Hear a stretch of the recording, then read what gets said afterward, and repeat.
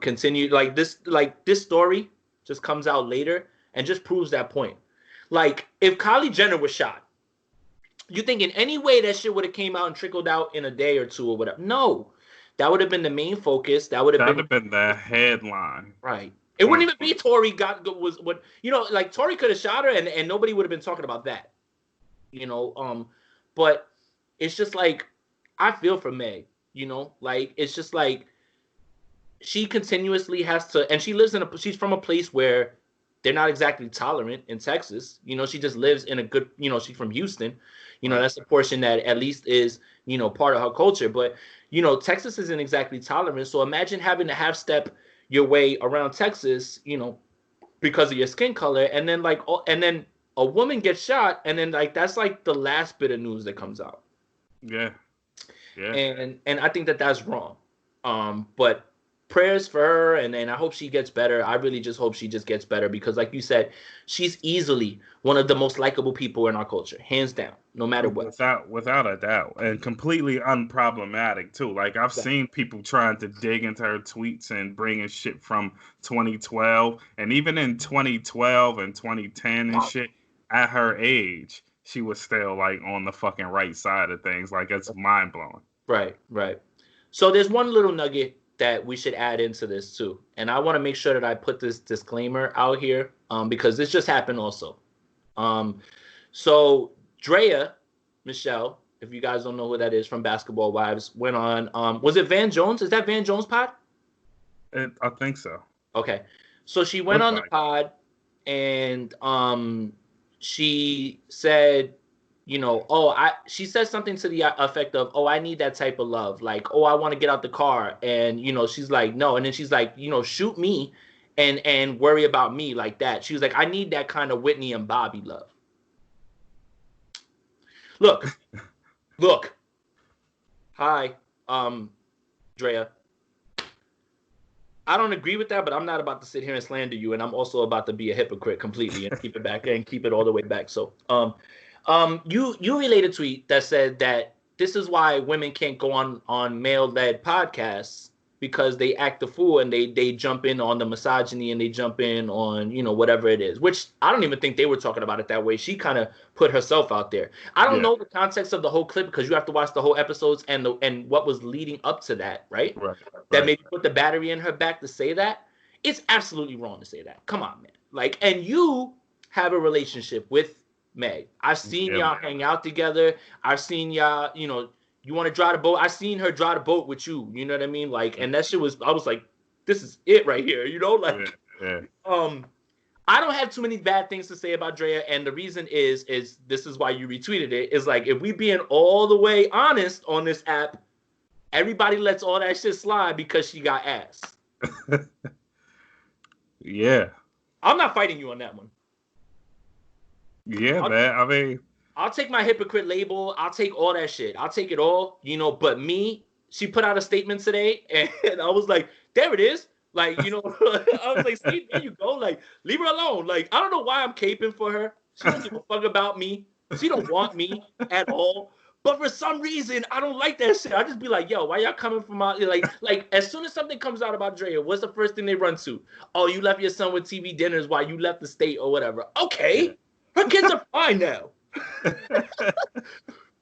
People make mistakes, man. And sometimes I'll be like, yo, I'll be like, I see people tweet that shit and I'll be like, yo, I wish like a camera was around how you parent your kids. Cause I'm sure we could pick apart some shit that people wouldn't agree with. I mean, I don't agree with that shit at all. Like, I'm not like going to strip in another state and leaving your kid, like, no, come on, man. But everybody got a pass. Everybody got some shit. But they always run to that. Bottom line is, I'm not going to slander you, boo. If you need somebody to talk to, you can come talk to me. I got you, yo. But you go. Like, I know you're gonna kill me for it. I don't care. No, look, bro. Like, look, I know it's a human thing. I just like to point out the fucking human things, like, because people don't keep shit a buck. So if something ever comes out, you know what I mean, that like, I don't know, Erykah Badu did something crazy, I'm gonna be like, yo, chill, like, because because we all have the biases, right? It's the reason why a lot of people have had such long passes. Is if you provide something for a human, then they will give you a fucking pass. That's that's just how we are. But I like people to be honest about this shit. I am. Like flat out be like, yo, Drea a bird, but her ass fat, so I just be letting her be a bird. Like just say it. And That then shit like fact. This better not get it's me. done. This better not get me fucking blocked from my IG. I'm gonna be hot. That's all I want people to do, bro. Just keep it a buck. Yeah, like if you just said, yo, Ye is fucked up and he's annoying and I can't fucking stand him and he fucking needs help, but I am here for him and I'll still stream his music, then I'll be like, okay, thank you. Like, at least admit it, right? Admit that he should never ever be a president, but you support him. Yeah. In other ways. That's fine. All of Right. that is fine. Like, just own it. Stop letting people be trash and not calling them out for being trash. Right. That's a perfect segue because that's the next thing we're going to talk about. But I just want, I found myself when I saw, Meg put out a tweet. I'm like, all right. I looked in the comments and then everybody's like, yeah, watch or drag Dre. I was like, oh, hold up, and I was like, I was like, wait. I was like, let's wait for all the facts first. Like all the facts. Like I tried. Hey, bro, it's still people caping for Doja because she got a fat ass. Like people still in the comments caping crazy still. Bro, she was canceled for like a week, bro. That song is still streaming like crazy. So it's like it kind of like she played it the right way. Here today, gone tomorrow. Like it's the 72-hour rule, right? They're gonna be 24 hours. They're gonna be all enraged. 48 hours, some gonna be enraged. 72 hours, we moved on to the next thing, and that's kind of what happens. And it gets lost in the shuffle of a year that will not let up off our fucking necks at this point. Exactly. But yes, I was definitely on that, like, let's wait for the facts. But you already started it, and this is kind of what I wanted to segue into when we started talking about Kris Jenner. But it's a beautiful point that you brought up with Kanye West, because I found myself in that same exact place of, you've given me something that I hold near and dear to my heart. So I am going to give you almost every opportunity. It's almost like that family member that continuously fucks up. You forgive them because you love them. You love hanging out with them. They fuck up again. You're mad for a little bit, then you're back with them. And that's exactly how it feels with me and Kanye. And I'm glad that you just segued right into it, because that's exactly what I was going to get into next. Look, I don't have many jokes about this. I am hurt by all of this stuff because the things he's saying are so off the wall at this point. Like, and again, it continues to happen with a rollout, because we're supposed to get an album tomorrow, right? Is it tomorrow? Right? Like this is why I don't like to excuse the people that are saying, okay, this is an episode. Yes, we need empathy because the man clearly hasn't been, has not been in the right mind state, and he definitely has issues going on.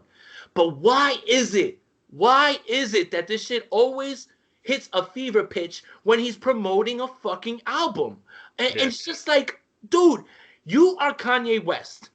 If you send out one tweet saying my album is dropping Friday, the fever pitch happens. Your fans, people who want to see you crash and burn, people who are fans of the culture are locked in, tuning into you, bro. Absolutely. You don't gotta do any of this shit. Any of it. And it hurts because I find myself at a point where this is a very important point in American history. In history. Fuck American history. Yeah, it's become world history. Yes. And I find you on the wrong side of this right now. Forget all that shit that he said in Charleston. Forget all that shit that he said at that whatever. You know all that shit is bullshit. All that shit is bullshit. For him to say that shit about Harriet Tubman, look, let me jump on the other side of that. Let me try to cape for those statements, right? Because I know what people are gonna say. What he meant to say is Harriet Tubman freed them from those masters, but then you go to work for new masters. If he said it that way, it is not the same thing as what he fucking said.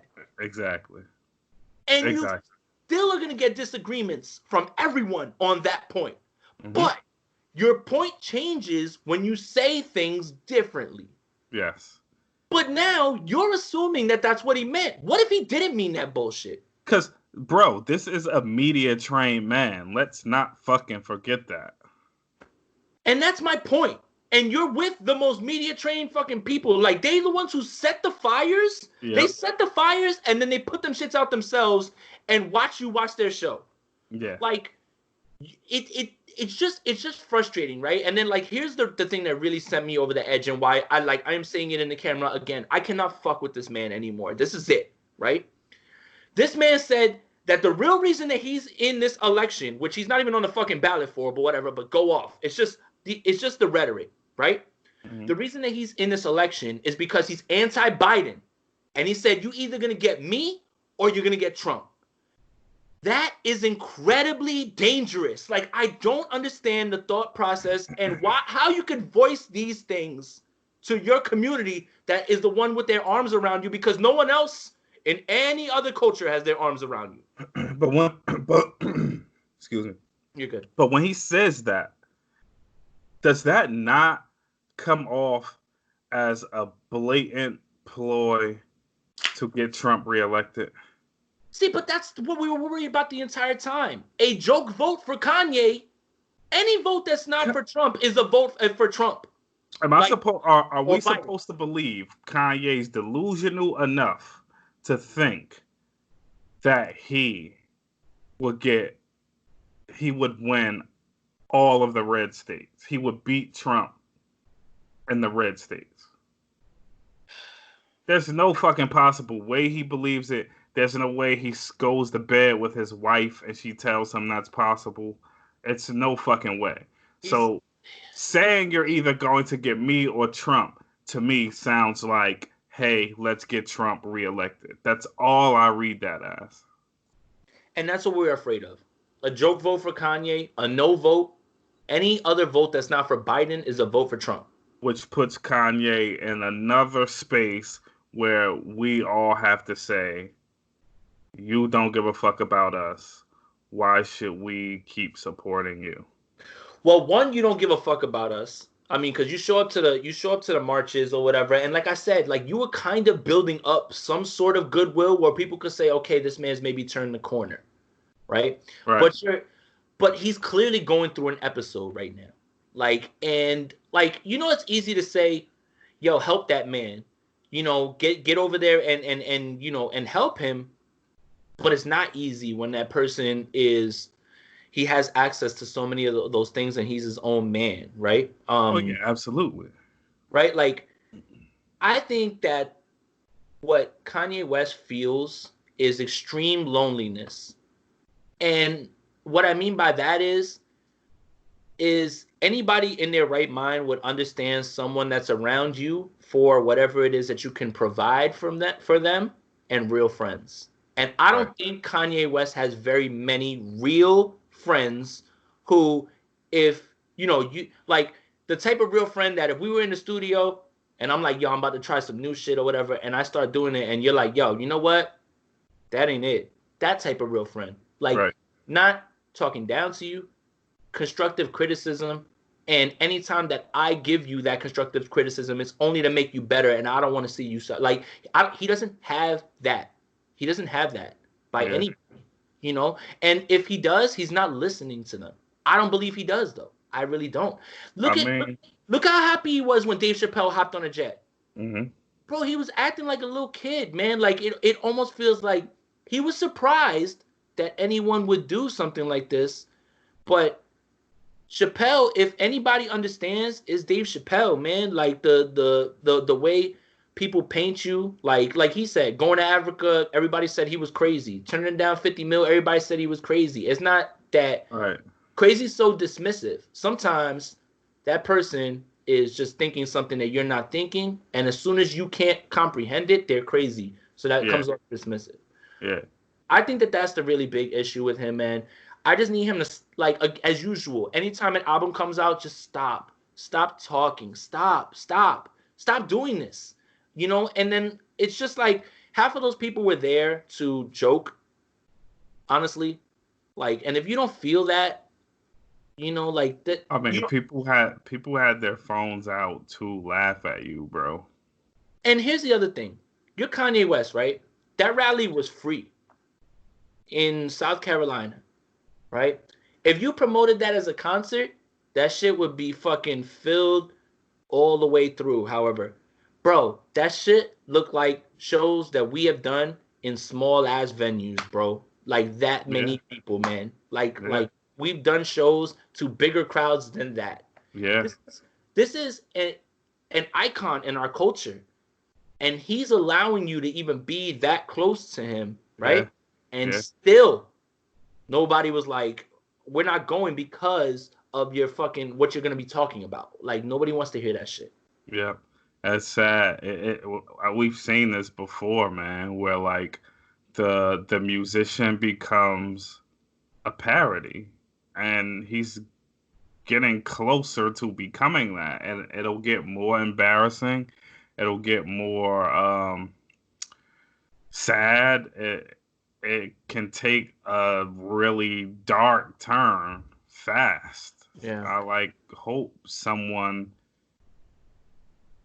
steps in and reels him in, man. Because look, it's as a fan, it's painful to It is see it pain. That's go the out worst like part this. is when you identify with him as like as the guy who made you believe that you could, like at that point I started to think, you know what, I can't fucking do this because he started to do things, before everybody was wearing tight clothes, everybody clowning for the tight clothes and all that shit. And it's just like he is so responsible for so much right now. Like that's the thing that I don't want to get lost in all this. And I think that he continues to lose traction on because it diverts away from what he's given us, what he's Yeah, given the culture, what he's helped birth.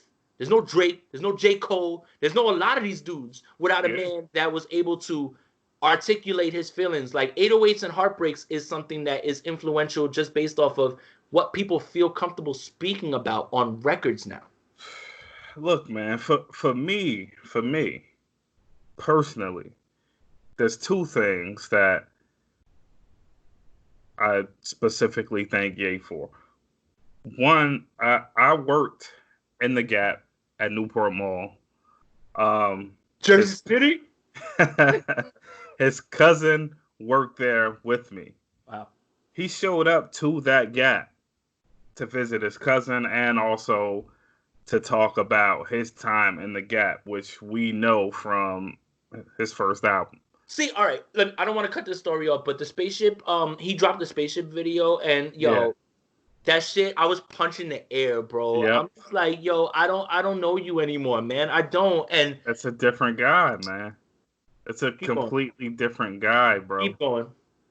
But like he came there wanting to show love to his cousin for probably multiple reasons, right? Because there were like no pictures, right? That she had. Like we didn't even like phones wasn't crazy like that at the time. There were no pictures of her with her cousin, and maybe he was, he probably was still in New York, crazy at the time, and maybe he dropped by to be like, "Yo, this is my cousin." You know what I'm saying? Like just on some love shit, which was dope. Just that alone. He was And then regular. like he actually like spoke to all of us in the store and was like, "Yo, I did this. I came from this. Like, yo, whatever y'all want to do, y'all can do it." Like he did all of that shit. And like you said, all the shit that he's given birth to. Like personally, I feel like Lupe is one of my favorite rappers of all time. I feel like a lot was pumped into making Lupe a possibility because of Kanye West. Like, Chicago, Chicago, yeah, like the subject matter. right. Like Kanye has provided some things that I hold dear to me. So it's just going out like this is bad, man. So I hate to see it. this story that you just told completely encapsulates you yourself as a person, and I'll explain why. How many years have I known you? What are we in 2020 now? What we going 10 We're or close more? to 10. We Yeah, getting close like to 10. 10. That's a story I just heard. You know, like, you know how when you're getting to know people, people will bring out things that they think that the other person would like think is cool and all that, but you held on to that because it came up in the context of our conversation right now. Like, you don't lead with that stuff. I think that encapsulates who you are, because that's a story that I would run and fucking tell everybody.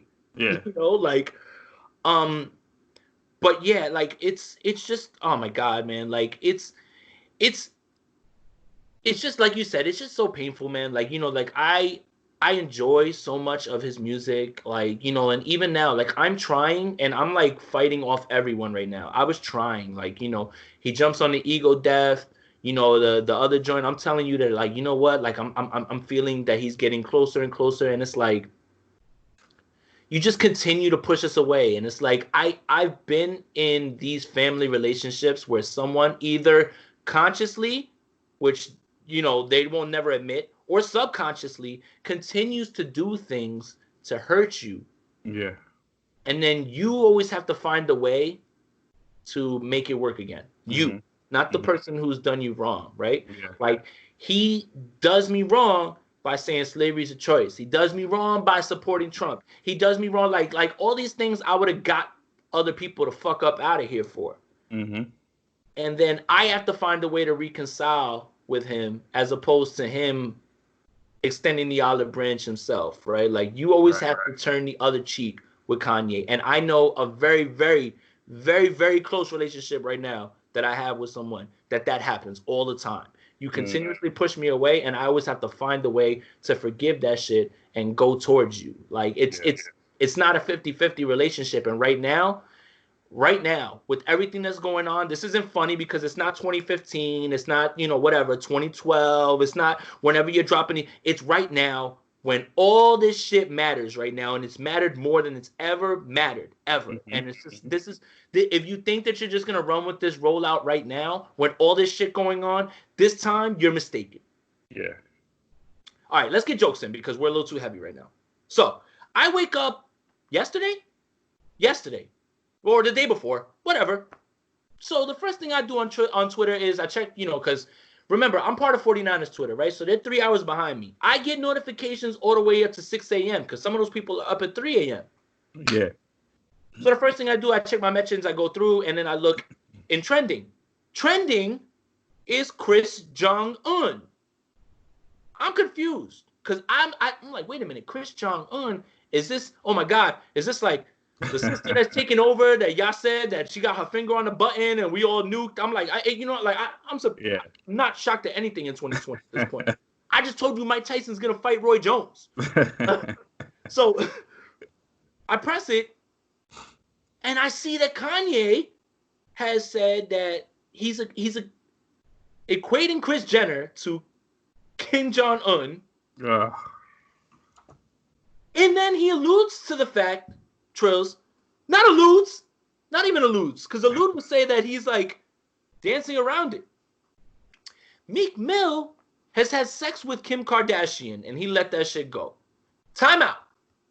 Time the fuck out. Forget that Kris Jong-un, you know, whatever. That's a joke. We'll get back to that. What sort of man? I don't give a fuck what part of profession we're in. You know, we're rappers. We work at fucking Home Depot. I don't give a fuck where it's at. Right? You had sex with my wife and you're mad at your wife and not... Bro, if there's ever been a high-profile couple, this isn't like, oh, are they together? They're kind of like not claiming each other. Yeah. Bro, this man was trying to drag her through the mud and was just like, oh, nah, well, Meek's good, though. Like, whatever. I don't get that. Yo, it's entirely too wacky, yo. So you see Meek Mill, and you be like, yo, what up, bro? You know what it is with Meek Mill? Even if I felt like he could beat me up, every time I see him, it's a fucking fight. Yeah, when the fuck are we going to reconcile this? No fucking way. You know that's my wife. You know that's my wife. Right? Bro, does this, like, look, man. I like Meek, and Meek is one of the more stand-up dudes. Also, if this is true, But I don't know that he strikes me as a guy that could hold on to that. Like, why would he hold on to that secret for that long? And then Yeah, just throw it out there when all Kim's been saying on her social media is Kanye needs help. He's going through an episode right now. Which kind of leads me to believe that Kim is like trying to cover this shit up by just saying that. So you know what I mean? Like, I mean, look, I'm not here to judge whether that shit happened, but like you said, as soon as that shit happens, I'm pulling up to Philly wherever the fuck it's at, and we don't have to. We gonna have to shake some shit around real quick, man. Like, I'm sorry, bro. Like, it's not like, oh, I didn't know that was your wife. Fuck are you talking about, bro? And then you're cool with it, and because you want to keep whatever it is relationship you got going with, again, it's all politics. Make this Rock Nation, like you can't shake the boat. Fuck that. What are you talking about, bro? How you let that shit happen? it's too crazy, bro.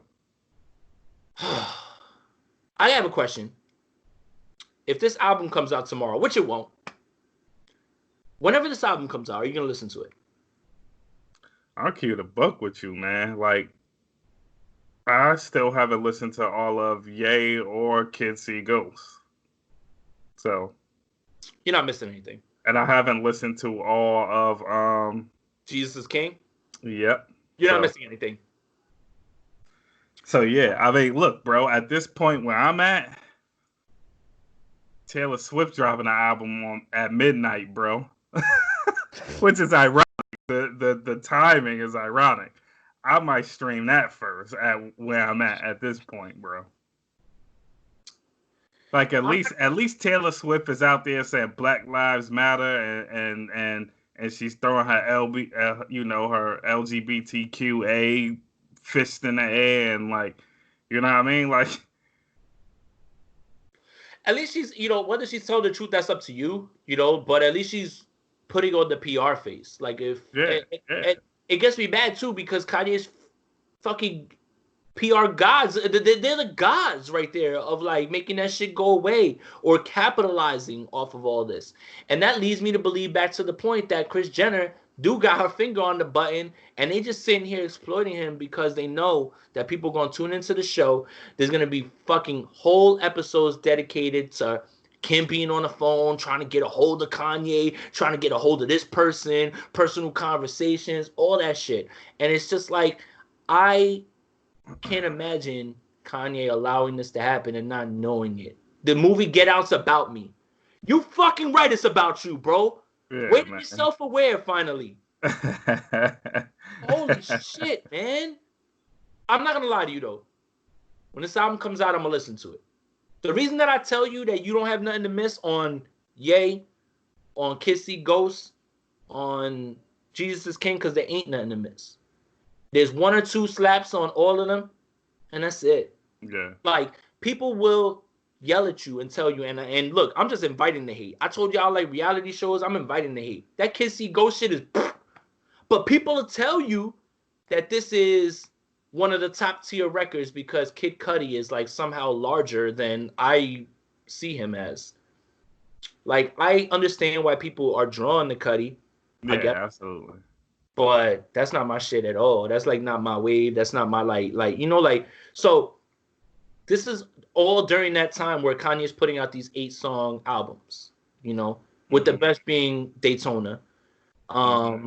And everybody else, like, Nas is might be probably the second one, but it's tough to even be excited about that record because it's just like, he's just not in good hands on that. Like, the Tiana record made more noise than the Nas record did. Right.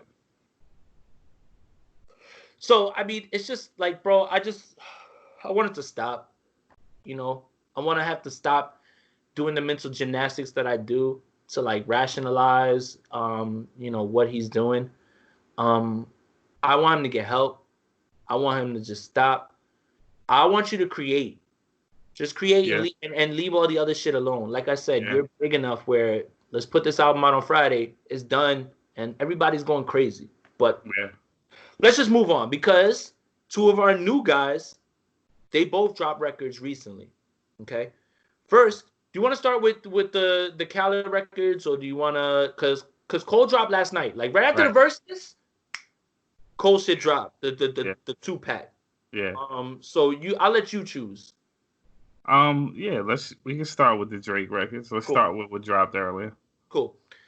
What are your first impressions on these records? Because I personally find DJ Khaled to be insufferable, and for him to like be promoting 2 Drake records, 2 major keys, blah blah blah blah blah. Now put you in a space where these shits better go. Right. So you tell me first before I fucking pop off at the mouth. To me, they're not the records that should have been, that aren't as explosive as they should have been. But then this is also, the kind of thing people said about Drake's last release too, right? That you expected more from him. So I'm wondering like how much of it is like just shit that sat around. I think that's what Drake's doing right now. He's just knocking everything off. That there's a 3rd record that we're gonna talk about too, and I'm glad that you just reminded me of it or whatever. But it's not a Drake and Khaled record. Mm-hmm. It's Drake on a record, but we need to discuss that too. But keep going. But I do like that. The one thing I can say is on both of these records there was Drake not sounding so much like Drake. Like there's parts in each of them that I'm like, oh shit. Like I kind of like didn't even recognize that it was Drake's voice, really. For sure, on Grease, that's how I felt. I was like, that's Drake? Like, as soon as I heard him jump in, I'm like, wait a minute, what? Like, And I like what he did with the hook on the other joint, too. Popstar? Popstar. I like what he did with the hook on that. But, that just, you just expect, like, smashes from Drake. Some shit that's going to be out the park, it's going to light the summer up. And I think that's what he thinks those records are, Khaled. I think Drake has no stake in it because Drake isn't the one talking about those records like that. Yeah. And I think that Khaled's excited to get whatever he gets from Drake, and the Jay-Z collabs that Khaled has had. I haven't been over the moon for them shits, man. Like they're just like, top off the Maybach is cool. I got the keys, whatever. It's giving Khaled the control, right? And these artists are huge artists, and they coming through for Khaled, but they make crazier singles when they're like in control of the singles. For sure. And I think Khaled's catalog has been mostly like that. I mean, there are huge records in Khaled's catalog. Don't get it twisted, but like. No, I'm on One is the biggest Drake record. Yeah. And he said it was going to be bigger. He said that each of these records would be bigger than that. I didn't believe that for 1 second. Because you have to remember the time when these records dropped, okay? Drake was on a run. Like, he's still on a run. But I'm talking about, like, legit. You couldn't even argue that these records weren't going. Anything. Yeah. He's jumping on Stay Scheming. He's jumping on I'm on One. He's making your record dope. Okay? Yeah. It's not to that degree now because we've kind of settled into this shit where it's like, it's Drake. We kind of know it's going to be fire. The only way Drake could fuck it up is if he puts out a fucking dud. And I don't think that even Drake himself has that capability. Like, I don't think I have yet to hear like a straight flat dud from Drake. No, because even I revisited Scorpion the other day, and I was like, there's a lot of songs on here that I like. I'm not gonna tell anybody that I sing Jaded at the fucking top of my lungs in the car or whatever, but even though I've never felt like that in my life, but he made me feel those things. Like, I mean, I know that he misses Georgia Smith and all, but like, damn. So yeah, I think I'm with you like completely. Popstar. I like Grease better than Popstar. Yeah. I think that song goes more, but again, like you said, I kind of heard Drake on some other shit because I like they changed the way his voice sound. Yeah. And I was like, oh shit, is this like really Drake? Like Popstar, what's crazy is Popstar's fine, right? It's not a whack song, like it's fine. I mean, that stuff I like more about Popstar than I like about Grease, right? Like I don't like the cliches of like dropping the fashion brands and shit that we hear over and over and over and over again on fucking songs that's meant to be for women. Like that kind of bores me. But the construction of that song and what they did with the vocals and all that shit is just really dope. Yeah. And where like Popstar is just, See, Popstar feels like generic slap, right? Yeah, right. Like trap beat, put Drake's voice on it, it's gonna go. And that's kind of how I felt like when they put that together. It's just like, oh yeah, send me the beat, email it to me. All right, cool. Like, like I'll just, whatever. Like, like those records don't feel special, right? Right. But there was a third record. Do you know the person that Drake is featuring on this song? Do you know him? No. Me neither. Okay, so we can just keep it at that. Let's just make our jokes. So we literally just said that we don't think that Drake has the capability to do anything whack. This is whack. This verse, this particular verse is whack.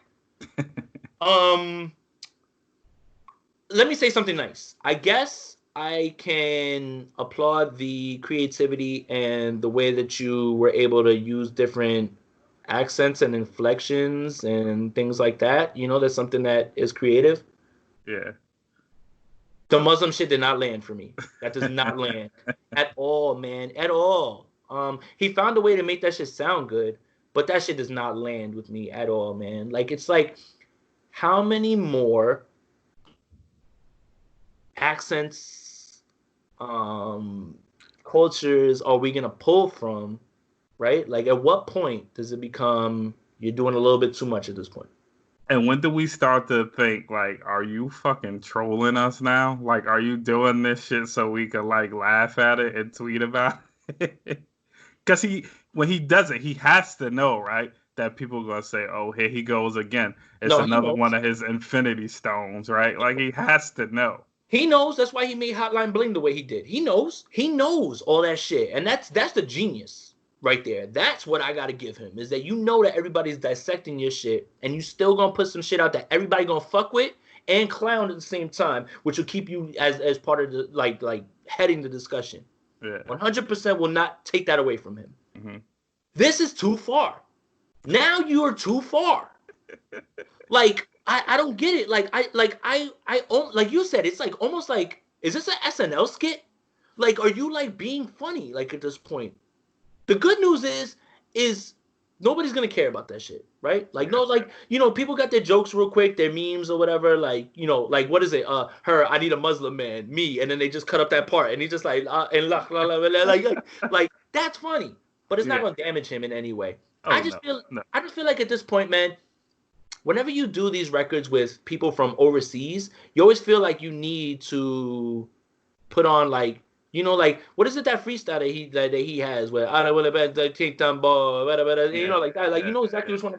Like, it's like whenever you jump on these like British, platforms or overseas in any way, it's like you just completely like, go the other, like, all you got to do is just be yourself, I think.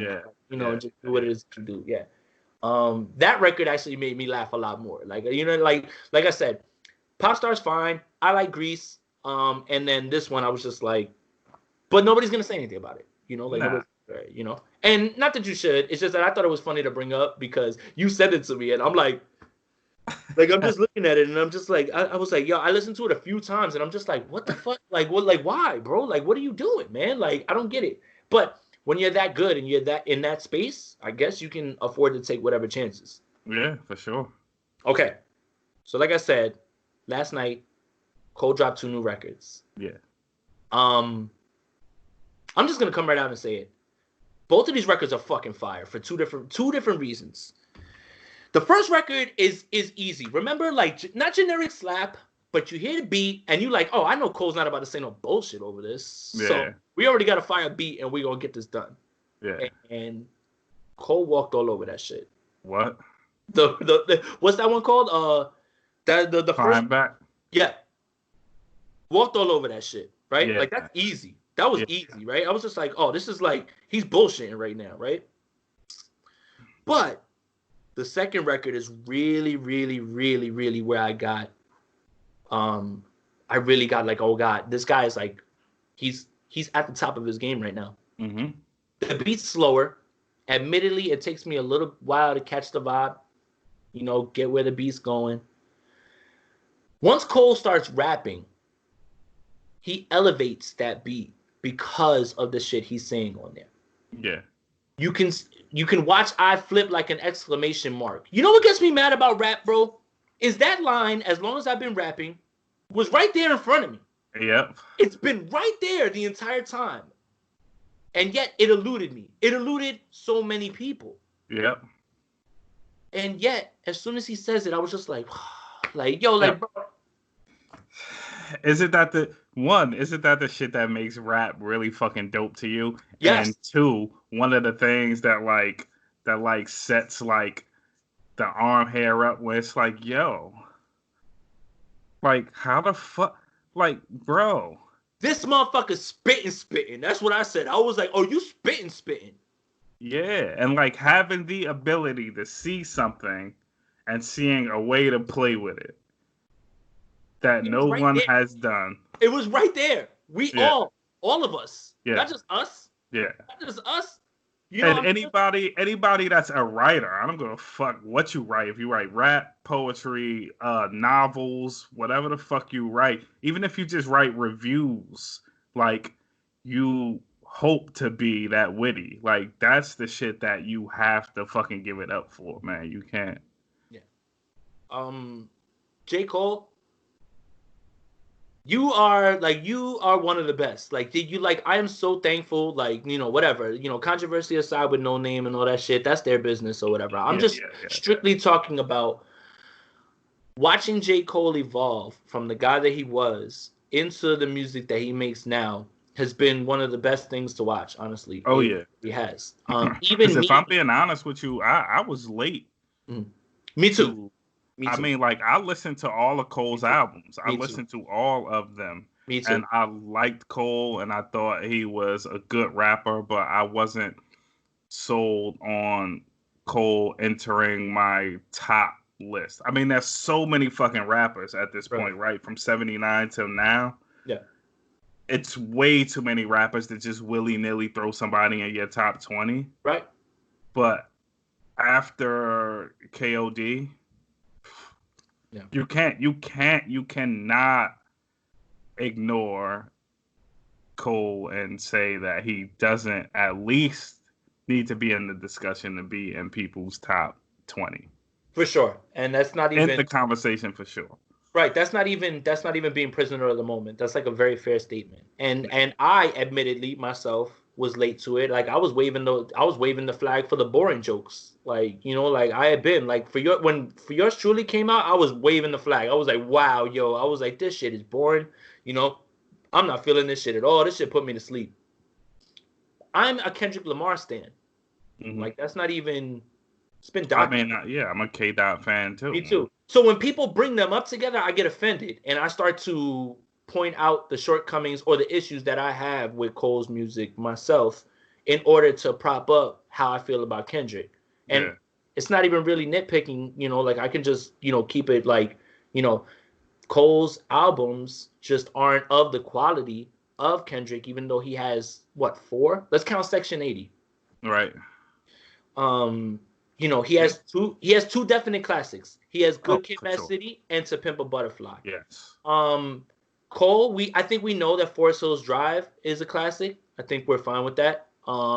The KOD discussion, I think that we need to revisit because it can be, I think, if we let it marinate for a little while longer. Mm-hmm. But that was always my thing with Cole too. Like, I just was like, the album Sideline Story is okay. Mm-hmm. Four Sinners got some shit on it. And then Forest Hills is out of the park. And then For Yours Truly is and then KOD's fire. Yeah. And then what you have to remember too is that Cole spends a lot of time in our eyesight, like in our vision, because he's bodying all his features. Yep. And that is, how Cole has been able to elude the talk that Kendrick has around him, because Kendrick just comes, gives you an album, and goes away. Yeah. which I also appreciate about Kendrick and adds to the lore of Kendrick, because Absolutely. you're not oversaturating your market, and every time you drop something, pretty much it's special. Yeah, I mean, Kendrick has clearly like studied great rappers before him, right? It's like, yo, you come, you do the work, you release something great, and you keep the eyes off you, so you don't become fodder, right? And you're Right. not like in the mix of just regular mixy bullshit that diminishes your character, and then people don't necessarily believe the music anymore, and there's no excitement to see you. It's the smart blueprint to follow. For sure. Now you said Mixie. Do you remember the Mixie video? Do you remember that? Those guys getting Mixie in the crib with the little bottle of Ciroc. Do you remember that? Yeah. Please cut that up and then please try to find it. Because that was the thing. Remember, for a minute we was like, "Yo, we trying to get Mixie real quick." Yeah. I don't know why that brought that. Like as soon as you said that, it flashed me to that dirty ass room and those dudes throwing the Ciroc on the floor or whatever. Um, no, but I really walked away impressed with these Cole records, man. Like I Mhm. just like I said, I like the one that I didn't expect to like more, just because the bar work is incredible, man. Yeah. And it's like, J. Cole, if that's what you're leaving off the album or whatever, you're gonna include that. You're starting to put yourself in a space where now we better expect this album to be Oh yeah. fucking Oh yeah. incredible. Oh yeah. Um, but I mean, I think that, like I said, the features and even the Dreamville album, like he's not all over that, but when he's on that shit, he's cooking every single fucking verse. Yeah. Like, and also, I want y'all to respect my man JID. Also, he's like, my first issue with JID was that he sounded too much like Kendrick, and then I got over that shit, and I just started, and I was like, I'm good now. I was like, I get it. But, yo, bro, it's insane how many rappers came out after Kendrick Lamar that sound like Kendrick Lamar. Right? Like handfuls of Yes. rappers. Yes. Hey, look, this is a K Dot Stan podcast, so we ain't gotta talk more about it. You already know. Like you ain't gotta tell me. Like again, I see people, Cole's the GOAT. Slow down. Let me discuss. Let me give you my points Yeah. first. Yeah. Like let's make sure that we're looking at this the right way, okay? Objectively, okay? But again, when he's near and dear to you, just like he is to all those Cole fans, you're gonna find a way to make the right argument, or at least Yeah. bring some good points to the table. Okay. Yeah. What else we got? You want to talk verses? Let's do it. Let's do it. I want to reiterate how much fucking fun I had last night. My God. Bro. How many records did Snoop Dogg leave in his clip? What? See, that's the issue I have. Because when they started going into extra time, I got hot. Yeah. So remember, They did like one extra set, right? Yeah, I mean, I turned it off after a little bit because, like, I was like, okay, so we're done judging the rounds. Like, they're gonna have fun or whatever. Yeah. Like, but he played next episode. I'm just like, what? Like how you leave that? How you gloss over that? The question. I mean, yeah, the question that I'm always gonna have, Trills, and this is it. This is always what we discuss. I feel redundant talking about it every time we discuss one of these battles, but song selection is always gonna be paramount here, and that's my issue with DMX's second half, where I am on the other side of this apparently, because as I looked online, people were praising the song selection and saying that DMX was elite. X's second half. Yeah, I beg to differ. I actually loved The second half X toward the bottom of that. Well, all right.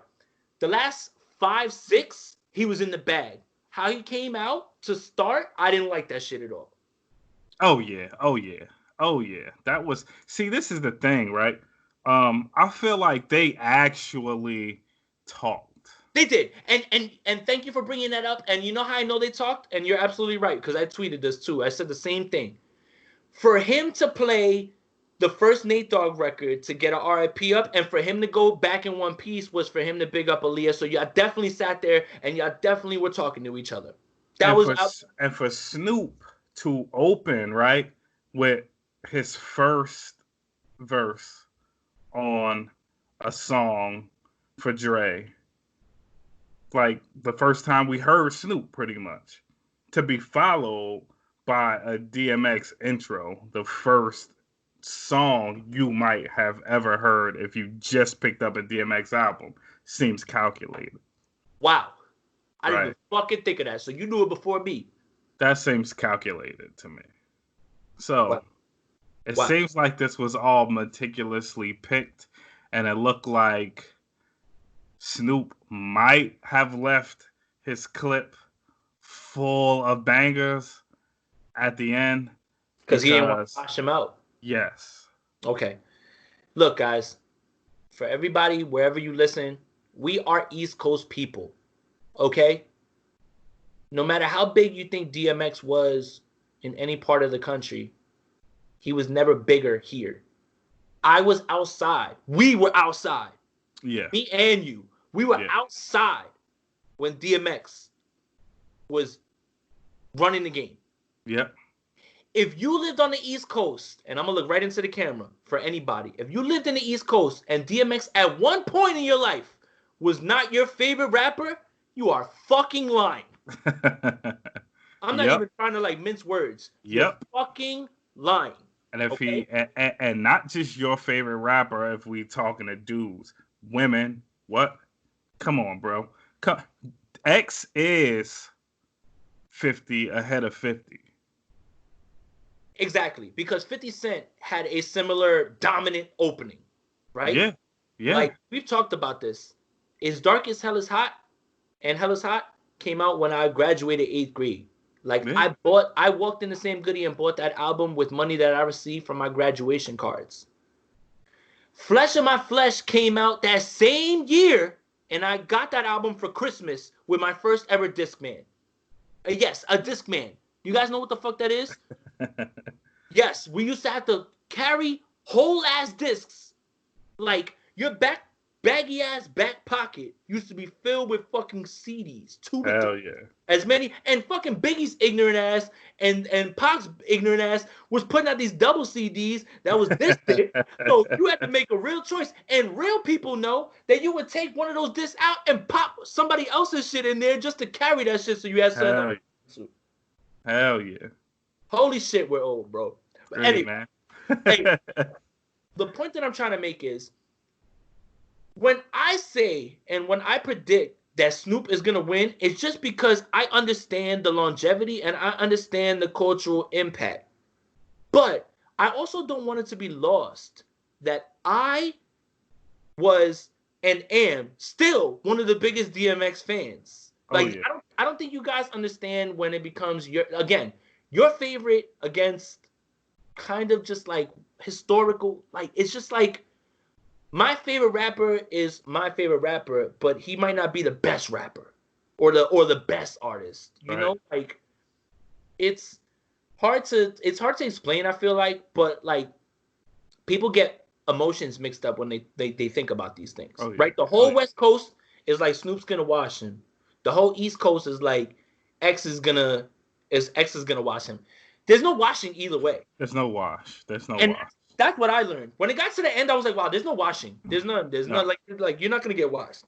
When you put two legitimate GOATs, legitimate dudes that have been the greatest at this fucking genre of music in their respective time together, and you say 20 records each. 20. There's no fucking wash. There's no possible way. Now, if you take two of them and you say 50 each, then yeah, now you're leaning to the guy that has the longer, the longevity. He is going to kill you. Yeah. But a fucking GOAT of rap has 20 records. And it just depends on where they are placed and what they're up against on who takes the lead. It's just that simple. 100%. So let's just go down the list, right? So you pointed out, God, fucking blew my mind. You pointed out that the first round is Snoop's first time that you ever heard him on Deep Cover, and the first time that you pretty much, I for sure, the first time. Well, Because, I mean, before the album dropped, you got the single, right? Right. Okay, thank you. I'm glad that you said that because But I if remember. you did not hear the single Right. and you just. No, because I remember there used to be this show on Channel 4. This is for East Coast people here, right? Like NBC. There used to be this show that would come on like at 1:30 in the morning or some shit like that. I think it was Channel 4 or Channel 5. I'm not even gonna but they would show videos. The first time I ever heard DMX was I saw Get At Me Dog, like the fucking like the unedited shit like that, not that MTV BET shit. Like they played it on there like 1:30, 2 o'clock in the morning. Like and then the fucked up part is I tried to tell my brother about the shit and I'm like, bro, they show the fucking hip hop videos on there. And you know, this is before you can fucking pull up a guide and shit. Like and it gets around to the same time and there's no fucking show. He's like, what the fuck did we stay up for, you dumbass? And I'm like, I didn't imagine the shit, whatever, yo. Anyway. But you know, that is the first record that maybe somebody in Nebraska, you know, had a chance to hear DMX. So I understand that. Over here, we heard Get At Me Dog first. Like and remember, that was pushed as a single. You could go buy singles, remember, in the stores. Remember that? Yeah. So so here's what it is. Get At Me Dog was the A side. The B side was Stop Being Greedy. Good God. Crazy. Imagine being able to go to a store and pay $2 for that. Yeah, man. Like what did you just get? Like, okay. So round one is Deep Cover versus the Is Dark and Hell is Hot intro. Yeah. I have to give the nod to Deep Cover there. One, that is one of the, like Dr. Dre, like I don't think that, like you pointed it out, we were talking. Dre, Pharrell, like the production behind Snoop is like elite. Like at the top. This Deep Cover beat in 2020 is still, you know, still fires. The people still want to rap on this beat. And also, it's from the soundtrack of a movie that people completely fucking sleep on and forget like it never happened or whatever, just because, you know, like it's for sure a 90s movie. And that's, I think, what I really love about it. But Deep Cover with Lawrence Fishburne and Jeff Goldblum, I fucking love that movie. And that movie super slept on to this day. To this day. All right. But Deep Cover against it Is Dark and Hell is Hot. And as I love that intro too by DMX. I love it. I love it. But it's not for me on the historical level that Deep Cover is. No. And that's how I looked at this too, right? Like I had to remember, like I prefer this song over this song. But we're talking about the impact these songs made. Like that can be fronted on and that should probably take the W. So that's where I kind of went with it the rest of the way. Like I did a whole thread on Twitter. Like I really was engaged in this shit. Like I watched the other ones, maybe even watched the replay. This one I was glued to the TV because there was so many things in the air. Could Snoop just come out bomb after bomb, you know? But again, they kind of got on the same page, and it was more just a celebration of both of them, which I wound up enjoying a lot more, man. Like and it made me feel bad to pick Snoop over DMX on some records. But what I learned last night was, many of my favorite DMX songs are album cuts. They're not singles. I don't like Party Up. I don't like a lot of those. I don't like those. I didn't like them then. I'm not even going to try to lie to you. As much as I loved him, those records that white people love, right? That they could play that song at a white people wedding and everybody's going to get hype. Yeah. Those aren't the records that resonate with me with X. And it's not just you either. Like the hood didn't go crazy for those same records. Right. Like I don't even like the Cisco record. I don't like that record. I never did then. I thought that record was cheesy. I don't think a lot of dudes did, but women. But again, song selection, right? So you're just going off mainstream hits. You guys are just doing that, right? But it's just like, bro, all the songs that I can spit all of his verses for are album cuts. Yeah. Like, I know Damien like the back of my fucking head. Like, I haven't heard that shit in fucking 5 years, and I guarantee you I know every word. All right. So, I got it 1-0. See, this is... see, we should have known earlier than this. Number 2 is What's My Name against What's My Name. See, now y'all are... So, all right. So, wow. I'm like... I feel so fucking stupid now that it took me so long to figure this shit out. Like, I really do, yo. Yeah, they mapped this out all the way. I'm not mad at that. That's fine. So... What's My Name versus What's My Name? Come on, man. Like that song is dope. The DMX, you know what? I'm not gonna say I didn't like it. I'm not gonna say I didn't like it. I'm not gonna say that. I don't like that album. No. No. Okay, good. As long as we're on the same page. And this song tricked me into buying the goddamn album. I bought it too because he fucked DMX. I'm like, yo, he don't fucking miss. Let's go. Like, like I'm getting it. Yeah, the same shit. I remember listening to that album one time and being like, I'm fucking done with this album. This wasn't enjoyable.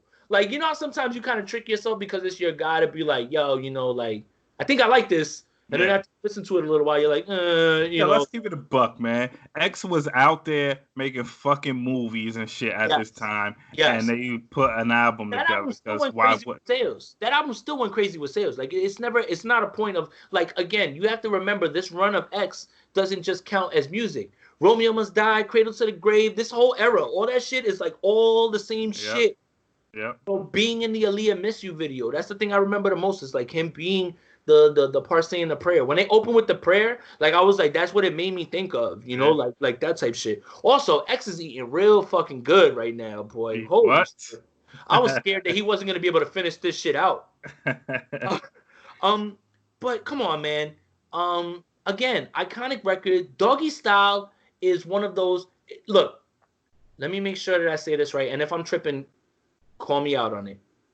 Doggy Style can be in anybody's top 10 albums of all time easily, and you wouldn't even be mad easily. If you put it in top five, right? I won't be mad. Okay, for sure. I am not sure that it's the same way with this Dark and This Hell Is Hot or any of X's records, as much as we love them.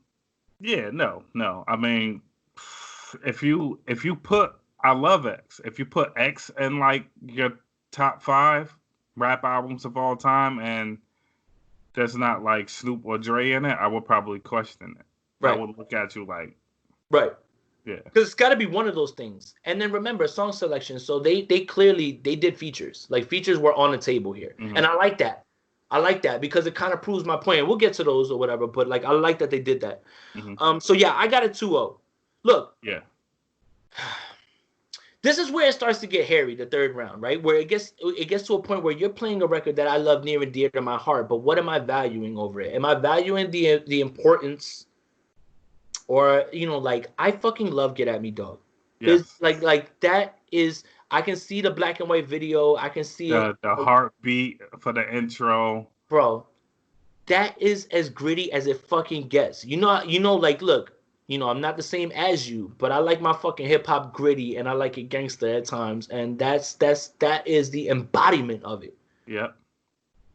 But Gin and Juice, Trills, Gin and Juice. Do you see that video flashes in your head too? Exactly, and it embodies an entire coast, an entire movement, an entire time when the West Coast ran this shit. Yeah, I mean, it does the same thing that Get At Me Dog does for us. Right. Except, I mean, you gotta be honest. Gin and Juice stretched further. Exactly. And look, my mom knows who DMX is, but my mom knew who Snoop Dogg was, and that was probably one of the first few rappers that my mom knew. Yep. Like Snoop is a fucking star across all this shit, man. Like, yep.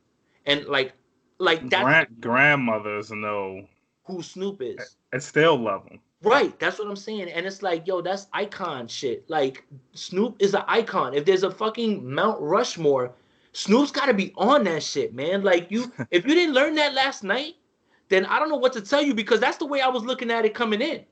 Yeah. I love DMX. I fucking love DMX. Snoop is an icon. Yeah. X is an icon to us. I'm not certain that he is across the country the way Snoop is. I don't think he is. Right. But let's go further and talk globally. Yeah. Like Snoop kills it globally. Like I know for a fact, like DMX is one of his biggest fan groups. It's like fucking Arizona or something. Don't ask me why, but they are. Mm. But globally, Snoop is a fucking monster, bro. And it's just it's the longevity, recent hits, like recently, and recent projects. Like I love that Bush record with him and Pharrell. I love Bush is great. Yeah, it's like that's what I mean. Like being able to adapt to the times and not pander some shit that we're gonna be like, oh, whatever. We're not taking it because you just Snoop. Like you actually making good shit out here. Like, yeah. You know, Yeah. unfortunately, X doesn't have that. Yeah. All right. Fourth round. Fuck with Dre Day or some X shit. This is where song placement bothers me. Okay. Fuck with Dre Day is one of the most disrespectful hip hop diss records. Classic, quoted. Everybody knows. Used to be my homie. Used to be my ace. Some X shit is a hard ass fucking record. Yeah, man. But it doesn't land here against this record. No. So y'all sat and collabed and y'all were just like, yo, Snoop, empty the clip off of me or whatever. Just like, fuck with Dre Day deserves a big response. Yeah. Some X shit is an incredible record. I fucking like, again, this run, right? He's the reason that everybody's running out to buy this album. He's on one record on that shit, right? That's his song, right? Like, he's not on nothing else. That's at a point when he's the biggest guy in the world, right? Yeah. And that's probably the record that everybody loves from that album the most. I wouldn't fight you on it. Mm-hmm. But fuck with Dre Day is different, man. Different. Yeah, man. Yeah, man. That's one of the songs that's hard to beat. I don't know what you have to beat it, man. That's what I'm saying. So maybe he just gave the round away and still wanted to play some hard shit. You know, like he almost kind of felt it. So maybe I can see that strategy.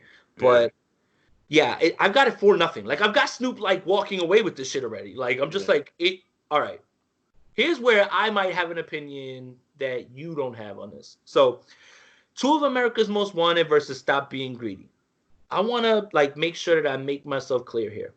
I understand Tupac, Snoop, same record. I am sure that record goes in Cali. Like, and I understand that maybe them linking up is historically more impactful than Stop Being Greedy. I gave X the win on this one. So you know why?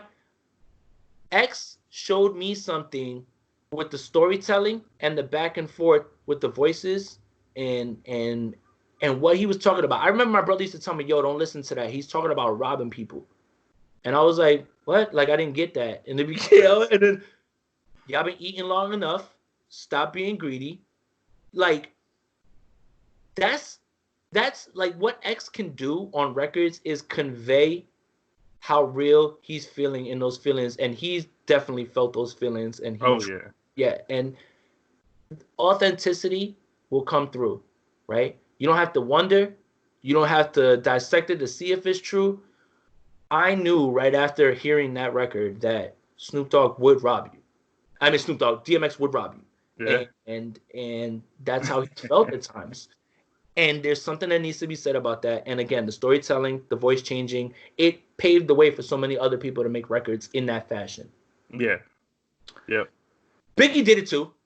Yeah. So, like, Biggie did it too. So, like, I'm not going to sit here and, like, act like I didn't, just say something crazy or whatever. But DMX did it in a way that, like I said, I felt that shit. Like, I know that he's thought that. Yeah, DMX did it in typical DMX fashion, right? Where it was darker, it felt more sinister. There was kind of like this aura of it being demonic. Like, yeah.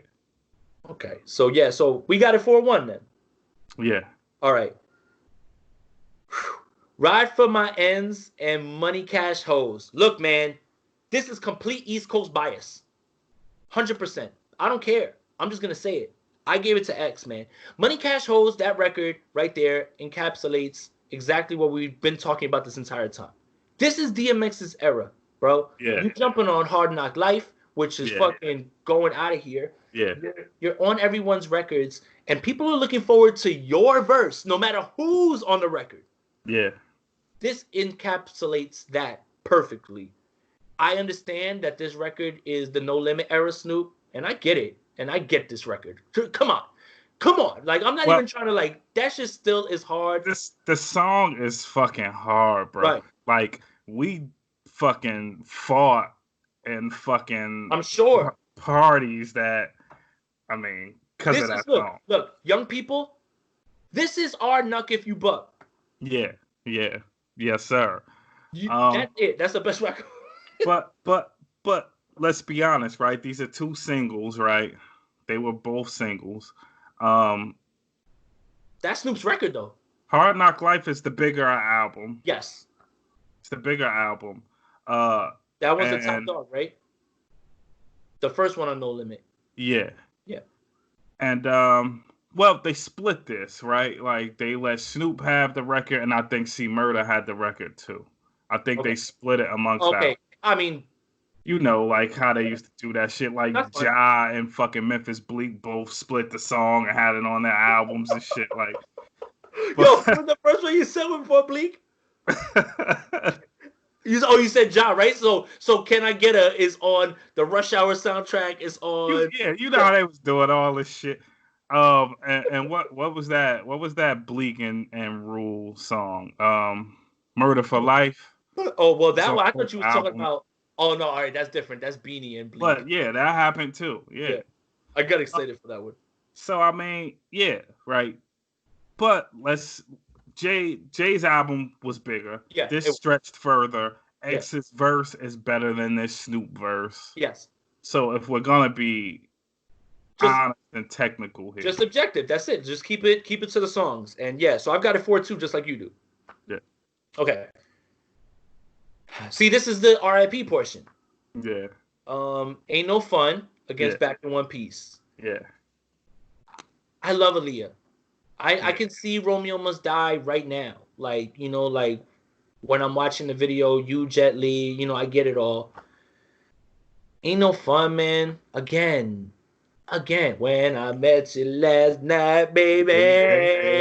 Yeah. You can't, bro. And that's it. There's no beating it, bro. Yo, I got so much joy out of watching everybody go crazy over that song, even though Nate's like, when I let you lick my balls. Yo. Like it's hard to listen to hip hop at that point when you're always around your parents. Like I told you, like my mom used to take CDs away from me. I never used to play that shit around her, yo. But it's so funny how like even him on Area Codes. Oh, you ever heard somebody harmonize that so well? Like it's what I'm talking about. Like the worst. It's just, look, that shit is just special, man. Like, again, that's just like, and again, look, I'm not downplaying Aaliyah. I'm not trying, but that record was fine. Even then, like, I was like, okay, this shit's dope or whatever, but it's like, that record never, like, come on, man. Iconic that is. Yeah, man. All right, 5-2.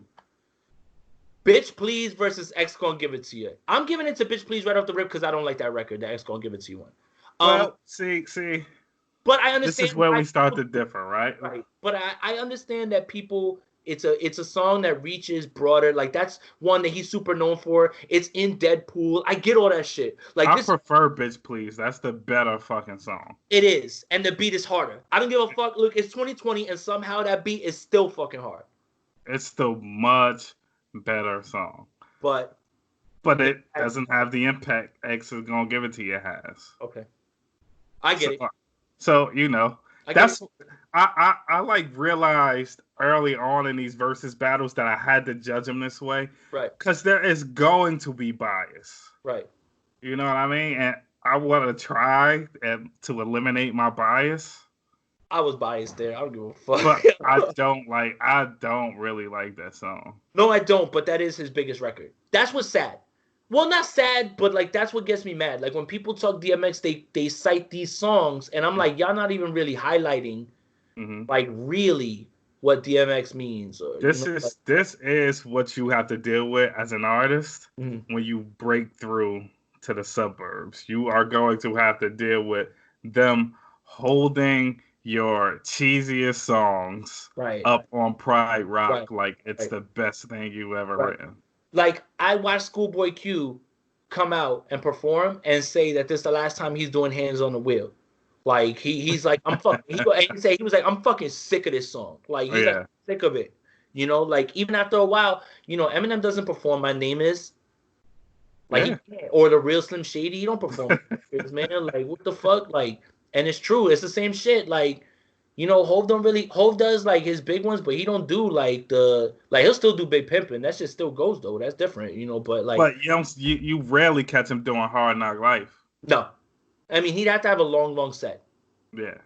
So okay, so you got it. Let's see, you got it. Yeah, wait, hold on. Snoop, DMX. Oh no, wait a minute. I said that DMX took the round for that same reason. Okay, bet we on the same page. Yeah. All right, 5-3. Got it.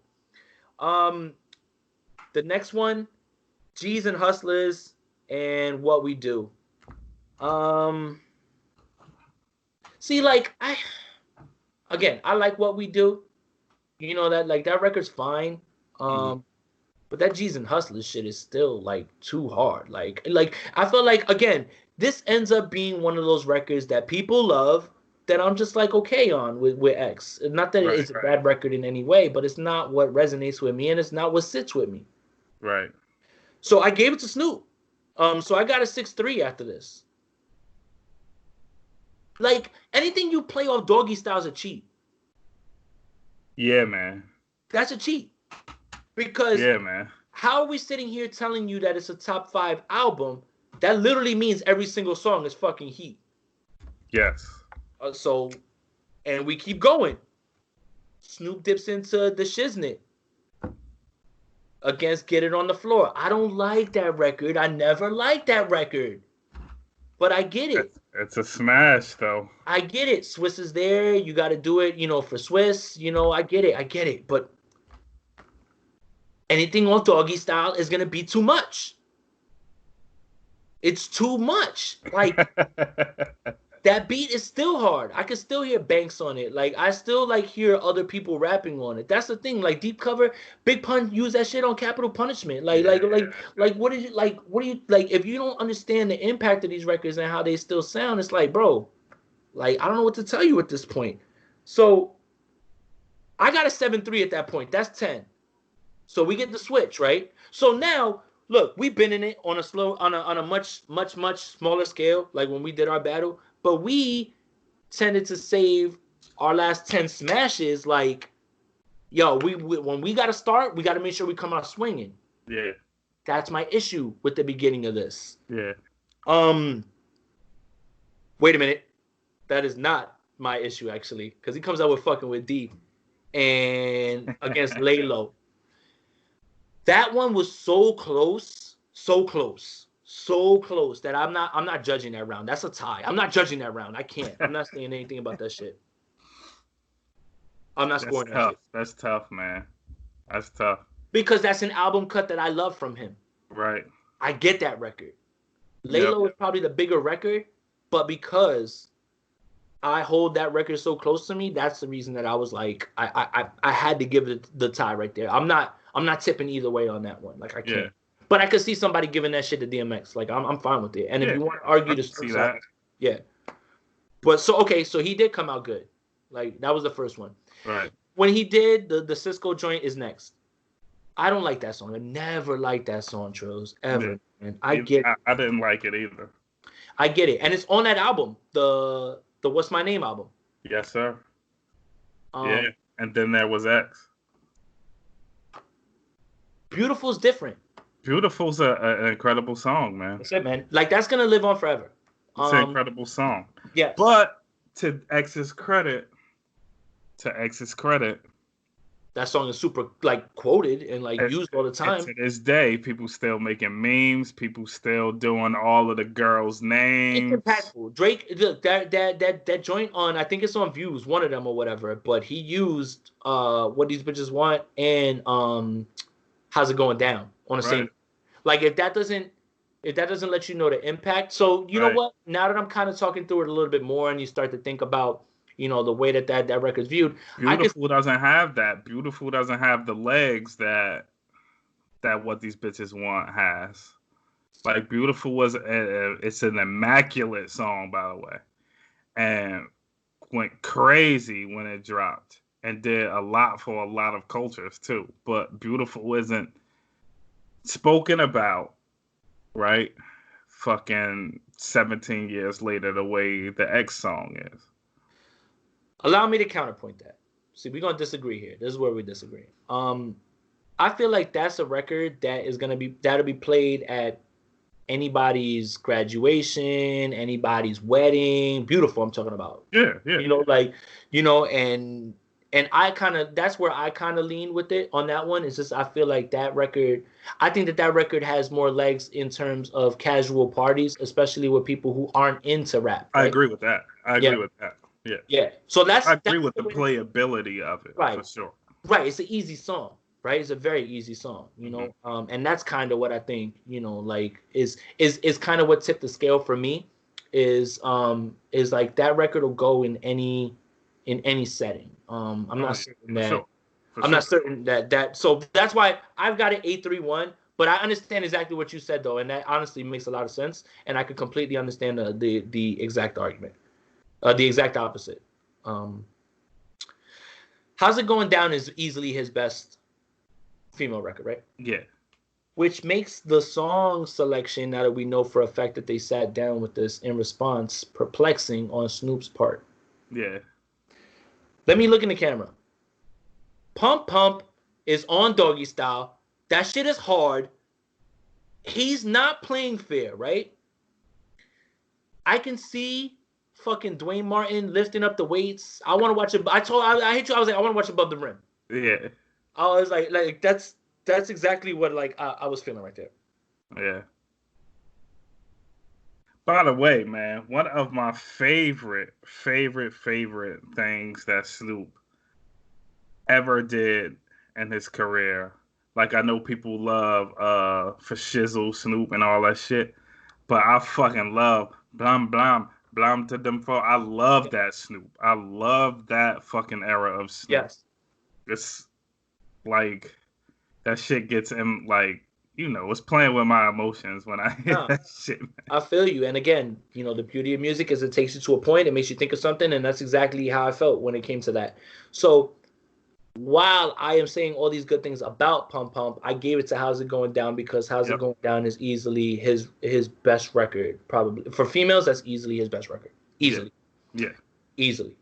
So what's the next one? Oh my god, I just got thrown off my game real quick. Okay. Okay. It's All Good versus Bitches Ain't Shit. I love my I love my homies, but man, Bitches Ain't Shit is just like, that shit is just different, man. Like, still, man, like, that's not fair. Yeah, exactly, bro. Like a chronic and Doggy Style songs are not fucking fair. Yeah, that's what I'm saying. Like that's what I envisioned that he had in the clip, in addition to other records. Like, you know, like, it's not like Snoop just gave us Doggy Style and Chronic and was gonna live off that and just left us. He didn't leave us, like, ever. Like, you know? Like, that's the way I was starting to think about it. It's just like there's too much, and that's, I think, where at the end of the night, like, we got to know, like, it was just too much. Like, and I think that in all fairness, it wasn't much about a competition and just more a celebration of these two. Right. So yeah, Bitches Ain't Shit got it. I got it 9-4-1. And if you don't believe how impactful that record is, go back and watch it on YouTube and watch DMX rap every single word behind him and get his hype. You know, if that doesn't tip the scale, the other way, then I don't know what would. Okay, they definitely put these two together. This next one, Slippin' versus Murder Was the Case. I realized something last night. Slippin' is DMX's best record ever. Yes. And I understand exactly why when you said 10 records, somebody's got to get, you know, this is one of the records that you get to start, you know, your journey into hip hop. I believe every single word, everything. Yeah. DMX's voice conveys so much pain. Right? And that's not taught. You can't practice that.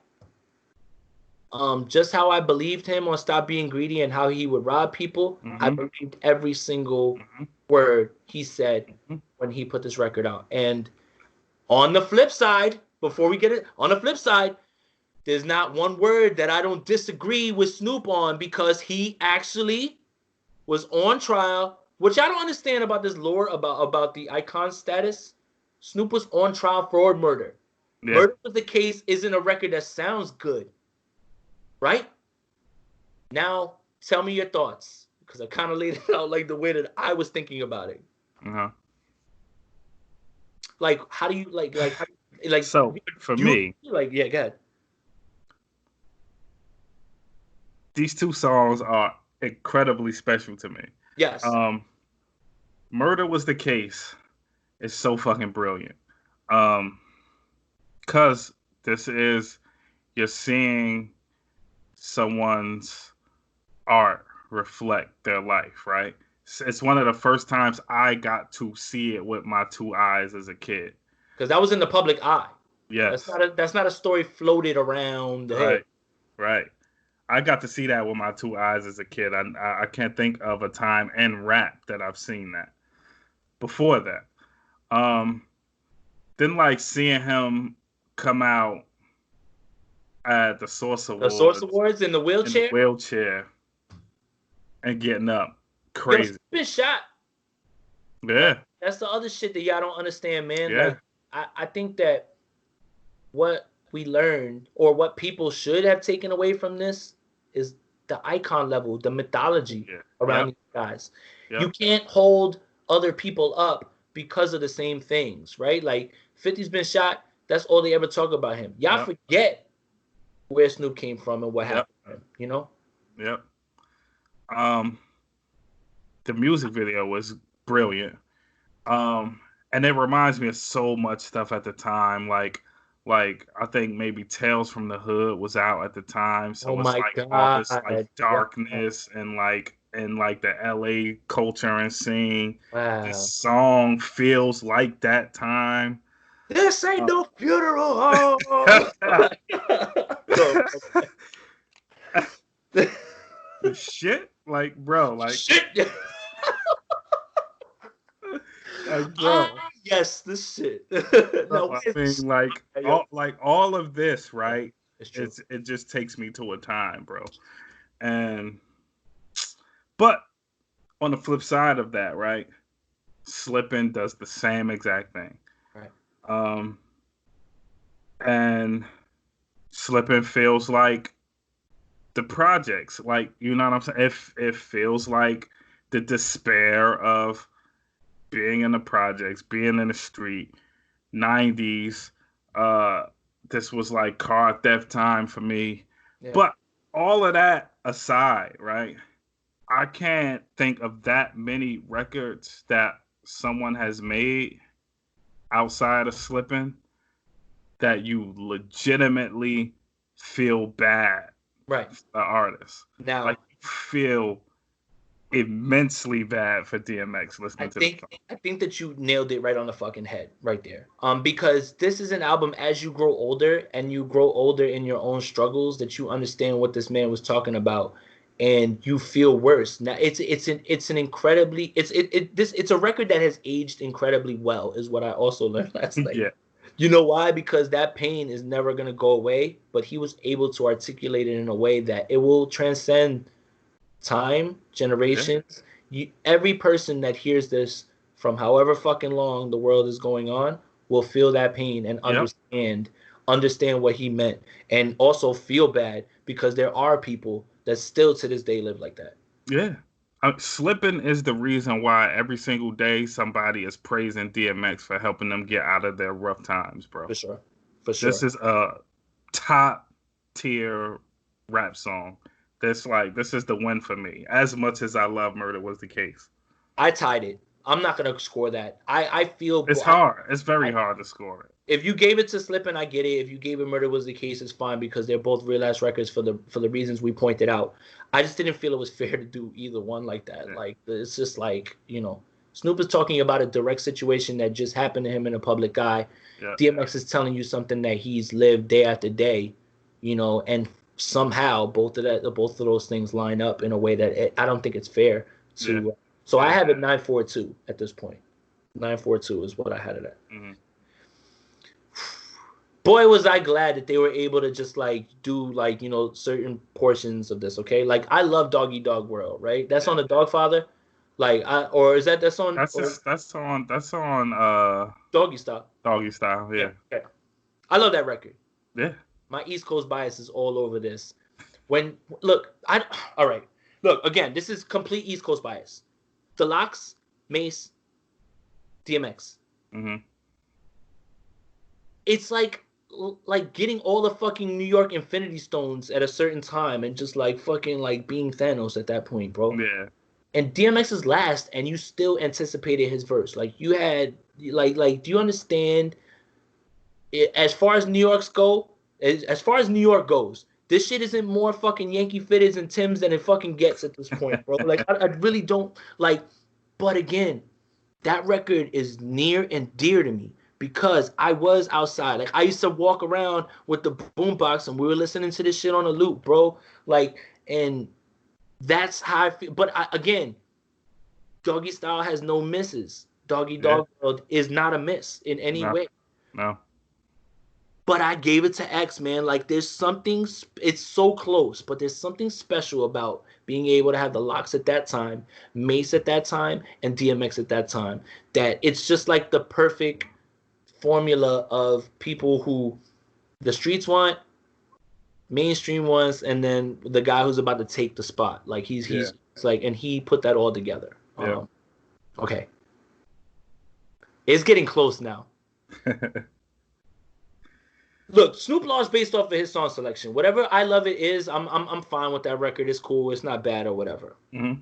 Can we have a candid discussion, me and you, and go down memory lane for how fucking fire 4-3-2-1 is? The only reason I'm wearing the Yankee jersey and the hat right now is because right after this shit is over, it's fucking go time and it's baseball time or whatever. Like I ain't like I need this shit.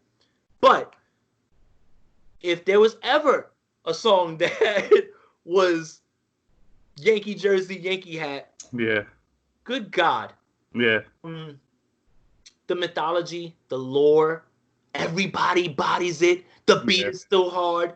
Like, this is a special, special fucking record. Yeah, man. It's not gonna beat it. I Love It's not beating that shit. No. Okay. No. LL throws shots. This is hip hop, not bitch made, right? Yeah. This is not, this is hip hop, like, not bitch made at all. Yes. Cannabis did something wrong. What he did is that he was too. You can't praise somebody too much, right? When you first meet them, like, you don't want to meet your icons, right? Right. Like, as you can tell you, don't meet your heroes. Yeah. He coming across how I felt when all this came out about asking about the tat and getting it was more probably a sign of respect than it was him saying, no, I'm gonna lap you or overtake you. Yeah. But this is hip hop, motherfucker. And if LL Cool J don't like that shit, he gonna let you know on the record and let you get on it. That's a different time. That's a completely different time, bro. Imagine like how that song comes together. Method Man, Redman, DMX, LL Cool J, and Cannabis. Cannabis isn't in the video. You guys can see for obvious reasons because you know what happens after that. But how dope this song still is, the mythology around it. This is like, and when they allowed features, I was like, oh my God. I was like, you forget that there's a point where, remember, all those guys are on these records, but you're waiting for DMX's part. Yep. And this is when he's on every single Hard New York record with heavy beats. Yeah. And it's still, don't matter who the fuck you're talking about. Jay-Z at the time, LL, Method Man, Redman, any of them. Mm-hmm. He's what you're waiting for. Yep. And I'm just like that, like, again, when you talk about impact, like, that's one of those records that, like, is just going to be, and embodies the spirit of hip hop because the barbs that are thrown on the record. Not giving a fuck about, I need to build a relationship up, or like, you know what I mean? Like, I didn't like what you said, and I'm just going to address it. Like, I'm not going to talk no shit behind your back. Like, I would just, but the only thing is like, how do you feel about, like, the idea that maybe he spit a verse, then heard Cannabis shit, and then, like, kind of changed it at the end? I mean, I don't care about him doing that. If he felt the way when he heard his verse, address that shit right away. Yeah, like, then, you swap some shit around. You rearrange it after that. I mean, that's the... It's my record. That's the danger of coming on somebody else's record, right? And doing or saying something that might offend the person. Right. Because now they have it at their disposal to do what they want. Like, and you're, and you're just like thinking that whatever's whatever, and that's not gonna happen. And then you fucking wake up one day and you hear the final version, and your ass just got lit the fuck up. That's classic, man. It's fucking classic. It's the myth. There's a lot of like lore behind it. The hip, you know what I mean? Like understanding how that all came together. There's something just like that's special, honestly. Like that's special right there. All right, bro. So let's just move, bro, because I'll talk about this fucking song forever. That's what I'm saying. Like that's like I started going down the rabbit hole too. Like where I started thinking, and then like you start like hearing the interviews with the people that were involved with the record, and they really tell you what happened and all that shit. Like, again, it's not the same. Like there's something like I hate to preach about like how because we lived through it or whatever, like in the '90s, but there was just something about the way that we got our information and the way we had to piece it together before the internet that made hip hop feel a little bit more special, right? Because you really, like, if you really wanted to have an opinion on something, you had to do the research. You had to do what was said and all that shit. Like now on the internet, like everything's at your fingertips and it's easy to be a fan. But at that time, you had to be reading magazines. You had to be watching all the interviews. Like you had to piece all this shit together and know what people said about each other. Yeah. Look, man, like it's nice to have the convenience now, right?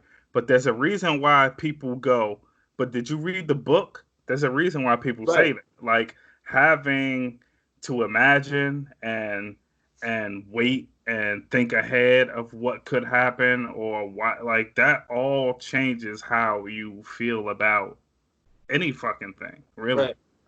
Right.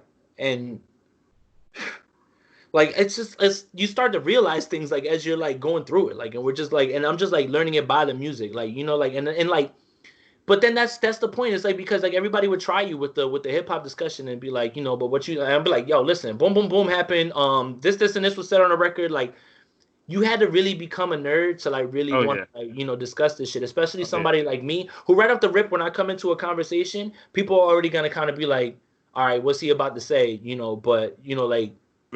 Did the fucking history because I love this so much. Like that's the reason, like it wasn't like to be smarter than anybody. I just was infatuated with it to a point that I immersed myself in it, and I just like, and I was doing everything I could to learn more about it. Right. All right. Money, Power, Respect versus PIMP. Come on. Look, East Coast bias again. Listen to me, yo. Look, the Lox, Lil' Kim, DMX. Like PIMP is cool. I get it. Get Rich or Die Trying is, again, if you want to talk top 5 albums, if that's in your top 5, go for it. That is a song that is on that album that I enjoy. That's fine. He's on the remix. I feel like Snoop contributed less to the PIMP record than DMX did to the Money, Power, Respect record. Yes. So I gave it to Money, Power, Respect. Like, I'm like, oh shit, this shit is getting close now. Like, this shit is really like getting really close, because if we're talking about impactful features, I wouldn't count PIMP as impactful as DMX on this Lox record on the first joint. No. Again, there's a point where DMX is on all of your hard records in New York with heavyweights, and you're waiting for his verse. It's the theme of the ending, like you said, you love his song selection. I understand now for sure. He's pulling his weight around by showing you impact goes further than just solo songs, like and things like that. So we got 2 records left, and then this is it, right? So I've got it at 9-7-2. Close, right? So DMX could even possibly tie this shit up. Like go 9-9-2, and then whatever how you feel. It's like it was that close. Yeah. Like so that's how I kind of want to like say at the end too. Like I thought it was gonna be way worse, and it was much closer than I believed. Yeah. Much closer. Yeah. Rough Riders Anthem versus Nothing But a G Thing. Trills, I don't even know where to start. You go first. You tell me something that, like, I don't know, man. I don't know. It's unfair. This is unfair. Yeah. Like, come on, bro. Nothing But a G Thing is a fucking landmark single. We know. Like, how, bro? Like, there are songs that are unbeatable. This is one of those songs. It's unbeatable. So you got it going, Snoop. I have to. Okay. And I love Rough Riders Anthem, but I'm not judge. I didn't judge that shit. I gave that shit a tie. If you want to tie it, yes, it's a tie. It's a tie. I could no way lean one or the other. But you're look, I'm not gonna kill you for that because I get it too. Like I really was leaning that way because I'm just like, bro, do you understand? Again, that symbolizes a coast, a movement, everything, a record label that is running the game. Yeah. At the same time, who the fuck doesn't know Rough Riders Anthem anywhere that you go? I know. And again, we talk about legs, right? That song still has legs. Like fucking Seth Rogen throws it in any fucking movie he can. Like can't stop dropping over the shot without DMX has the Rough Riders. I mean, bro, tying that is a good move because how?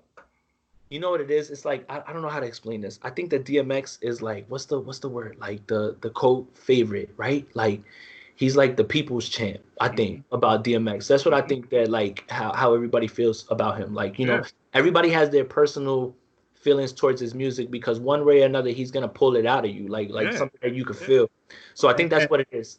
No pun intended, but for lack of a better word, this is the underdog syndrome, right? It's that. Right. You root for X. Like I get it. I get it. And he is you. X is you more than probably any other rapper alive. 100%. 100% he's you. And that's the thing that I think people are underestimating is how much he is the everyman. Yep. In a world of rappers where I love seeing them say shit that I'll never know anything about. Still something really refreshing about a guy who can talk about things that you can relate to. Yeah. All right. And then look, Party Up versus Drop It Like It's Hot. I thought this was really easy right here. Like, I don't like Party Up. I don't like him banging on the fucking ATM. Like, I don't like that shit, man. Like, I don't like that shit, bro. I'm not feeling that shit, man. Yeah, I mean, Drop It Like It's Hot is my favorite song of the two, but Party Up is out of here, bro. You can't deny it. I know. So you gave it to X? Yeah, man. Okay. So what do we end up? You gotta like 9-8. You gotta like or like 9-9. Like pretty much you have it like even. Yeah. Wow. That's not wrong. Trust me. You know, I fought myself a lot, like, you know, where to go back and forth, but I ended up with Snoop taking the dub. But those three ties, if you lean DMX's way on them, then it's the same thing, you know? Right. What I thought was interesting at the end was they were freestyling, or Snoop was trying to get X because Snoop was feeling it. That shit was hilarious, man. Like he used to, like I think that was also what I really enjoyed about it too. It's like, you know, like you forget Snoop's an entertainer all around, man. Like we love him for everything. You know, I'm not certain that people love DMX to like hear him talk outside of the prayers and shit, you know, or like be in movies and shit. Like Snoop's bigger, right? Yeah. Snoop just different in that way. Yeah. But yo, him rapping on the fucking T Plays It Cool, Marvin. Yo, I'm like, yo, see, but here's where he starts to separate himself. Yeah. You are barring up Marvin Gaye songs still, like, you know, off the top. Like that's Snoop's bag, man. Yeah, like man, like light. It was light. Snoop has like lived at least 40 of his years just lighting up and just connecting words to soul music. Like that's his bag. You can't teach it. And the reason that Snoop is an icon is because you put those words together with a story that we believe and someone who has star power, that's when you become an icon. Yeah. That's what you need to know about Snoop. Yeah. That's it. All East Coast here, like, you know, from Jersey, I had to give it to Snoop, man. Like I just feel like it's too much. He didn't play Still DRE. He didn't play Next Episode. Like he's just like sitting on like a bunch of these records. Like it just, you know. Well, I'm glad he ain't play Still Dre because that wouldn't. It would be like, really, bro? Like you on the hook and Jay-Z penned the whole song. Like, no, he did. Because good backstory on that one too. That's great. Yeah. All right. But there's a plethora of fucking Snoop songs to hear. Yes. I had a lot of fun last night, man. I had a blast. I thought it was great. Yeah. So, yo, is this one of these 10-year ones, or am I just making this shit up? Let's see. When the Teflon... it can't be 10 years. No way. I'm going to Google it. Maybe could it possibly be 15 years? Oh my God. Let's see. Release date. Jesus, I should have vetted this out before. So what we did, guys, is 10 years. 10? 10. Oh wow, yeah. Yeah, that makes sense. Wow. Yeah. Yeah, because Teflon's what, his fourth album? Fourth. So Deeper Than Rap was right after Port. Deeper Than Rap, Port of Miami, Triller, Deeper Than Rap. And now, yep, that makes sense. Excellent work there, Trills, off the top of the head, because I was about to Google that shit. So before we talk about this album, I remember loving this album as when it came out, like loving it. And I want to make sure that I'm on record saying this. I can hold Rick Ross's catalog up against almost anyone in terms of longevity, bodies of work, classic songs. And I'd have an argument against a lot of people. Like, I can clearly argue this, that Rick Ross has a better catalog than J. Cole. Yeah. That's yeah. Yeah, you can argue that for sure. Overall, bodies of work, as many as there are, production, sound, this album for me, because I just listened to it on the way back home or whatever, like I dropped my daughter off today. Mm-hmm. This is the highest level of production, I feel like. Like, I mean, it just sounds like, when I was listening to it, so much instrumentation, so much like, like music. Like the Maybach Music 3. Yeah. T.I. comes on that shit and walks all over it. Yeah, man. Get Jadakiss on it. They break it down with the Pat Benatar, and Ross gets on that shit, and like, this at the time is, like you said, his fourth album. We were making the argument, like, this is my argument for Rick Ross. Not many people get better and continue to get better. Mm-hmm. Like, some people peak, but we were at a point where Port of Miami was dope. We thought Triller was doper. We thought Deeper Than Rap was doper. And then we thought Teflon Don was like, this is it. Like, this is his.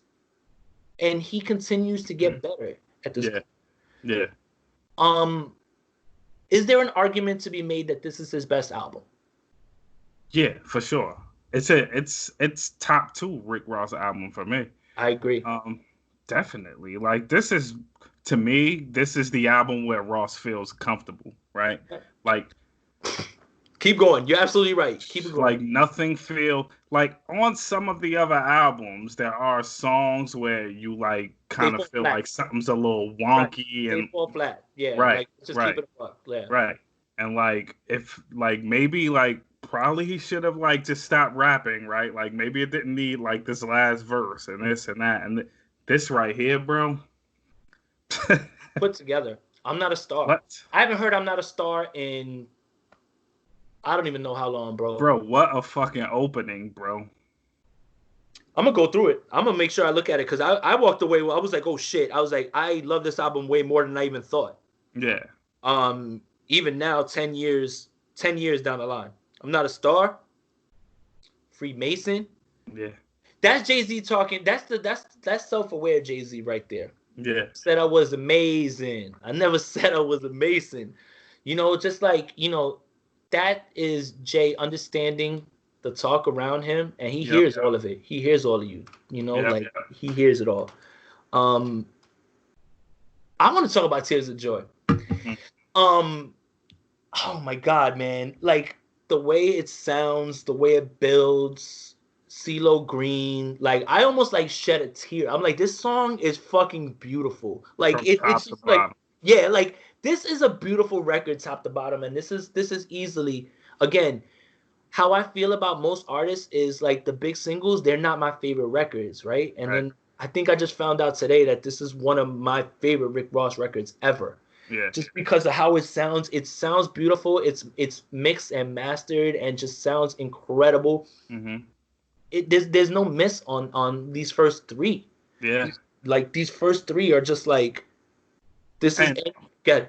Somebody is brilliant. Like, whoever is reeled him in, put him in a bag. The coach here, right? Because like, put him in the bag. Knew. Maybe he just CeeLo was gonna sound yeah. incredible on like against this fucking music, bro. I'm gonna try to look it up real quick if it even says or whatever. But Oh no, my god! Like, when have you heard a better use of CeeLo's voice? it says A&R, Alex Gucci Poochie, Bethune, Cali Khaled, Lisa D. Brunson, Therese Host, Joseph. I mean, It's crazy. That's just insane, man. like they put him in beautiful spots, and then remember, this is peak Justice League. Like this is, and I think that really what brings the whole album together is the marriage of Ross. See, what y'all fail to understand is, and the reason that nobody can say anything about Rick Ross being a correctional officer is that his voice and his music, it beats all that shit. Yeah, It just beats it down. Like I don't even think about that shit at all, ever. Again, we go back to what we said, bro. Like, when you provide something that people need, it washes everything out, bro. Yo, and the other thing is too is like because I was in my barbershop, right, and people were like getting hyped up about what this dude is doing or whatever, or what he did or whatever recently. Yeah. Um, and they're like, oh, the snitching thing. I'm like, bro, you're a barber. Why the fuck do you care if that person snitched? Like, you know what I mean? Like, this dude's working at fucking T-Mobile that are fucking riled up because 6ix9ine snitched on some people that you don't know anything about that life or nothing like that. Like, you just like if you from the streets and you understand the code of streets and things like that, then I understand you being up in arms. Yeah. The other way to think about it is that a lot of people are taken away from their families because of you. So I get that portion of it. Yeah. But people just seem to be up in arms like about him just snitching, and it's just like they're not even thinking about it on the level of like, okay, all those people are behind the wall now away from their family and he's walking around scot-free. They just type that he snitched because of like some code of street that they don't follow because they're not in it. Like, and I kind of like had to tell people, I'm like, bro, like, I'm like, where you work? Yo, the one dude's like, oh, he goes, I work at a gym. I'm like, why you care? Like, you know what I'm saying? Like, why you so riled up, bro? Like, that shit don't make no sense. All right. But yeah, the reason that his voice, right? And like when you get him in like the right beat, like it's just like it's a marriage. Like that shit is incredible, man. And that's why he has Ross, I wouldn't even describe as an upper tier lyricist. I would not even describe him that way. But sometimes there's something about a voice, about being able to float over shit that overshadows all that shit, man. And 100%. And that's where I'll take the trade-off of super lyricism for listenability. Like if that's gonna work. Yes. I mean, it's got to be a marriage of everything. It can't be all or the other. I mean, there's a small amount of people on this planet that's fucking listening to Immortal Technique all the fucking time. I can't. That's a lot to put yourself through. Even Eminem, the same shit. Like I just like it's tough to get through. I feel like Royce is my peak of where like it's like peak lyricism, but it's still like I can listen to it. Right. There. So you could pick me apart for saying that I don't want to hear lyrics or whatever. It's not that. It's just all right. Maybach Music 3, I think we talked about it. Like this is perfect too. You have Erykah Badu, like that shit just like I'm just listening to it and I'm just like, bro, like wow. Like I forgot. Yeah. Live Fast Die Young. I think we're gonna have differing opinions on this one, maybe. Look, I like this album, but I don't know, that record doesn't land for me now. Yeah, it falls a little flat now, and it seems like lazy production. Yeah. Thank you. You hit the nail on the head. Like of all the things you could have got from Kanye, and then you guys go on to give us Ross's best verse ever is "Devil in a New Dress." Like, and you guys end up linking up to give us that down the line, and it feels like Kanye just gave him something that he used to like have on his fucking what was that Beats page that we used to be on there. Like it used to be everything used to have the tags on it. We used to just be like, if you left your shit on tag, you got fucked up. I forget what it is or whatever. I gotta remember it or whatever. That's mad funny, yo. That's exactly what it sounds like, though. I would be on that shit for fucking hours. Like, it sounds like Kanye type beat. Right. I mean, 100%. And if you guys don't know what that is on YouTube, just like, yo, you know that's Alchemist's name? Alchemist type beat? That's fucking excellent. Alchemist continues to dominate 2020 one way or another. Him and Freddie Gibbs. Right. But yeah, that one it just doesn't land for me. This one. Super High sounds really great still. Like either the Neo, like again, beautiful production. That's never gonna go out of style, man. Like I don't think you get it. Like Yeah. Neo floats all over that shit. That shit is just perfect. Like that shit sounds like being on a fucking boat. Like Yeah. Number one. You know what? You know what gets me mad about Diddy verses is I know the person that song it is wrote it for you. Yeah. And this is exactly this. Same bounce. And look, I don't care how cool Diddy is, because he is fucking super cool. Yeah. He did not nail this one. Yeah. This one was lazy as fuck. Like, I'm not gonna lie, man. It's a complete Ross. If you switch the people saying it, that shit might be way better. Like, you know, like that's again, I understand like the cadence, the ad libs. It's like not even like you're not even trying to like Right. let people know that you didn't write it. Like, Trey Songz is on this song. Yeah. Yeah, that song's all right, man. Yeah, it's all right. Yeah, you know, like Ross did his thing on it. Like the way it starts, that beat is dope, and Ross goes in, and then it's like it just comes apart and it gets weaker when you get to Diddy and stuff. Like, yeah. But you know, Diddy, he probably was like, this shit go all right. MC Hammer, that shit's still hard. You know, like it's not. I remember really loving that record, and then like I heard it today, and I was like, all right, this shit's still cool. You know what I mean? But like, you know what? I hate to say it, but we didn't need the feature on MC Hammer. Gucci. We did not need the feature. If you remove the feature from MC Hammer, it's better. It has longer shelf life, 100%. I have a confession to make. I wasn't as well versed in Gucci Mane at that time, and hearing that verse kind of put me off him. And I'm like, oh, I don't know about this dude. Like the shit that brought me back was when I heard Lemonade, and I was like, okay. I was like, I get this. I was like, I get this shit now. I was like, my bad. I get it. Yeah. I completely get it now. That's like that beat is like one of those beats that like even still like. Who was it? Bangladesh, right? He ran like that year, like where like everything sounded like a milli or something like that. Yeah. But that one, that Lemonade beat, that shit was special. That shit is still hard. All right, my bad. We're completely getting off track. You know, Blowing Money Fast is still hard. You know, as long as and Aston Martin music, you know that shit is still dope. You know, like it just but that one doesn't age as well for me because I know like the Drake singing part, the girls like it, but like now it feels kind of like like whatever. That song feels dated. Okay. I mean, I still love the song. It still has its place. It still fits on the beach or at the pool or whatever. I listen to it or whatever. Yeah, it's an easy record, but like I feel like I can hone in to the time period. Like that's early Drake. Like you know what I mean? Like you can tell like the different like the singing right into the rapping and the way he's singing right then. I can hone in onto the time. Okay, this is this era Drake. That's what I kind of mean about dated. All right, and All the Money in the World is a good record, but yes, overall, this is his best album probably. I'm gonna look through one more time and just make sure I take a look. There's a lot of good God, man. Oh, here's the argument. God Forgives, I don't.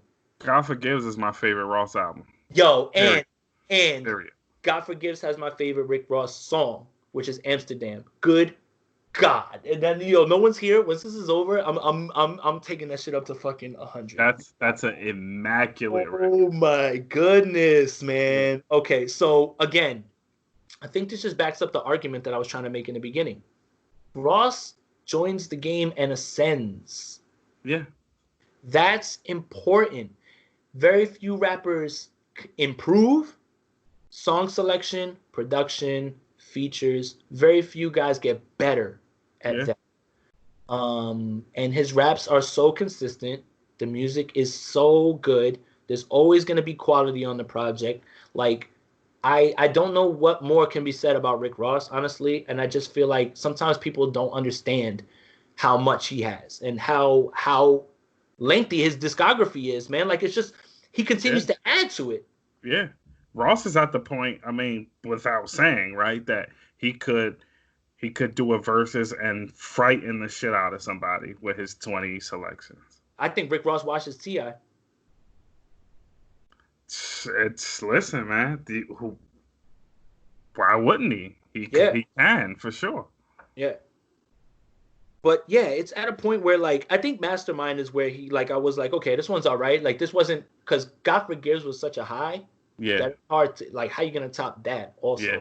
yeah, I don't think he's topped that like since like so yeah. I guess God Forgives and Teflon Don is like where it's like Right, right. like almost Illmatic and it was written. It's like you can Yeah. make an argument either way. I guess I You think it's getting a you getting a tough spot, bro. Like you fucking make like one fantastic album, like fantastic, classic, beautiful, and then you take that to another height and it gets better. And now like hit where the fuck am I supposed to go? Right?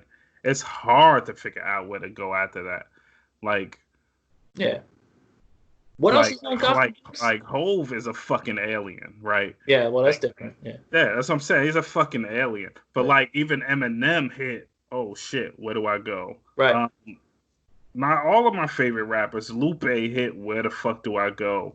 It's just hard. It's hard, bro. Yeah. Yeah. I think also too this is a case study on how subject matter doesn't really deviate, but that's not a problem. If Oh yeah, you're arranging these songs with great production, you're not fucking up no verses. Like you're not jumping on no shit and being like, oh, this guy's gonna fucking never, never, yeah, never. Ross has good to very good verses all the time. yeah, That's his range. Like it's never anything under that. And you put it together with these features and everything sounds so good, then yes, man. Like yeah, it's man. Look, we're at man, a point. no ideas original was nothing new under the sun. Exactly. But you It's know what? I understand being versatile, understanding that and everything, but sometimes do what you know and do it better than anybody else does it, yeah, and you'll have no issues. So, yeah, man. God, 2 hours and a half. Yeah, we went in. Yo, look, this was super fucking fun though. Yeah. But yo, you got 5 songs? Do I have 5 songs? Yes. Um, I mean, I should have told you. That's my yeah, fault. but I mean, if we just want to shoot them off, Yeah. it's I'll go not. first. All right. Yeah, just so I could give you some time real quick or whatever if you Yeah. want. Because I mean, the ones that I have been listening to are pretty fucking obvious. We actually talked about a couple of them. Yeah, well, we also missed other things like Joey Badass dropped us off a 3-pack. Like there's Yep. this other shit, and I have one of Yep. his records on my list or whatever that I've been listening to over and over. And actually, when we were talking about Ross, this whole era right here of Teflon Don into God Forgives, like I think that there's something that needs to be said about all the projects released in between. Rich Forever, the fucking Albert Anastasia EP, all the mixtape joints and the songs that weren't getting cleared.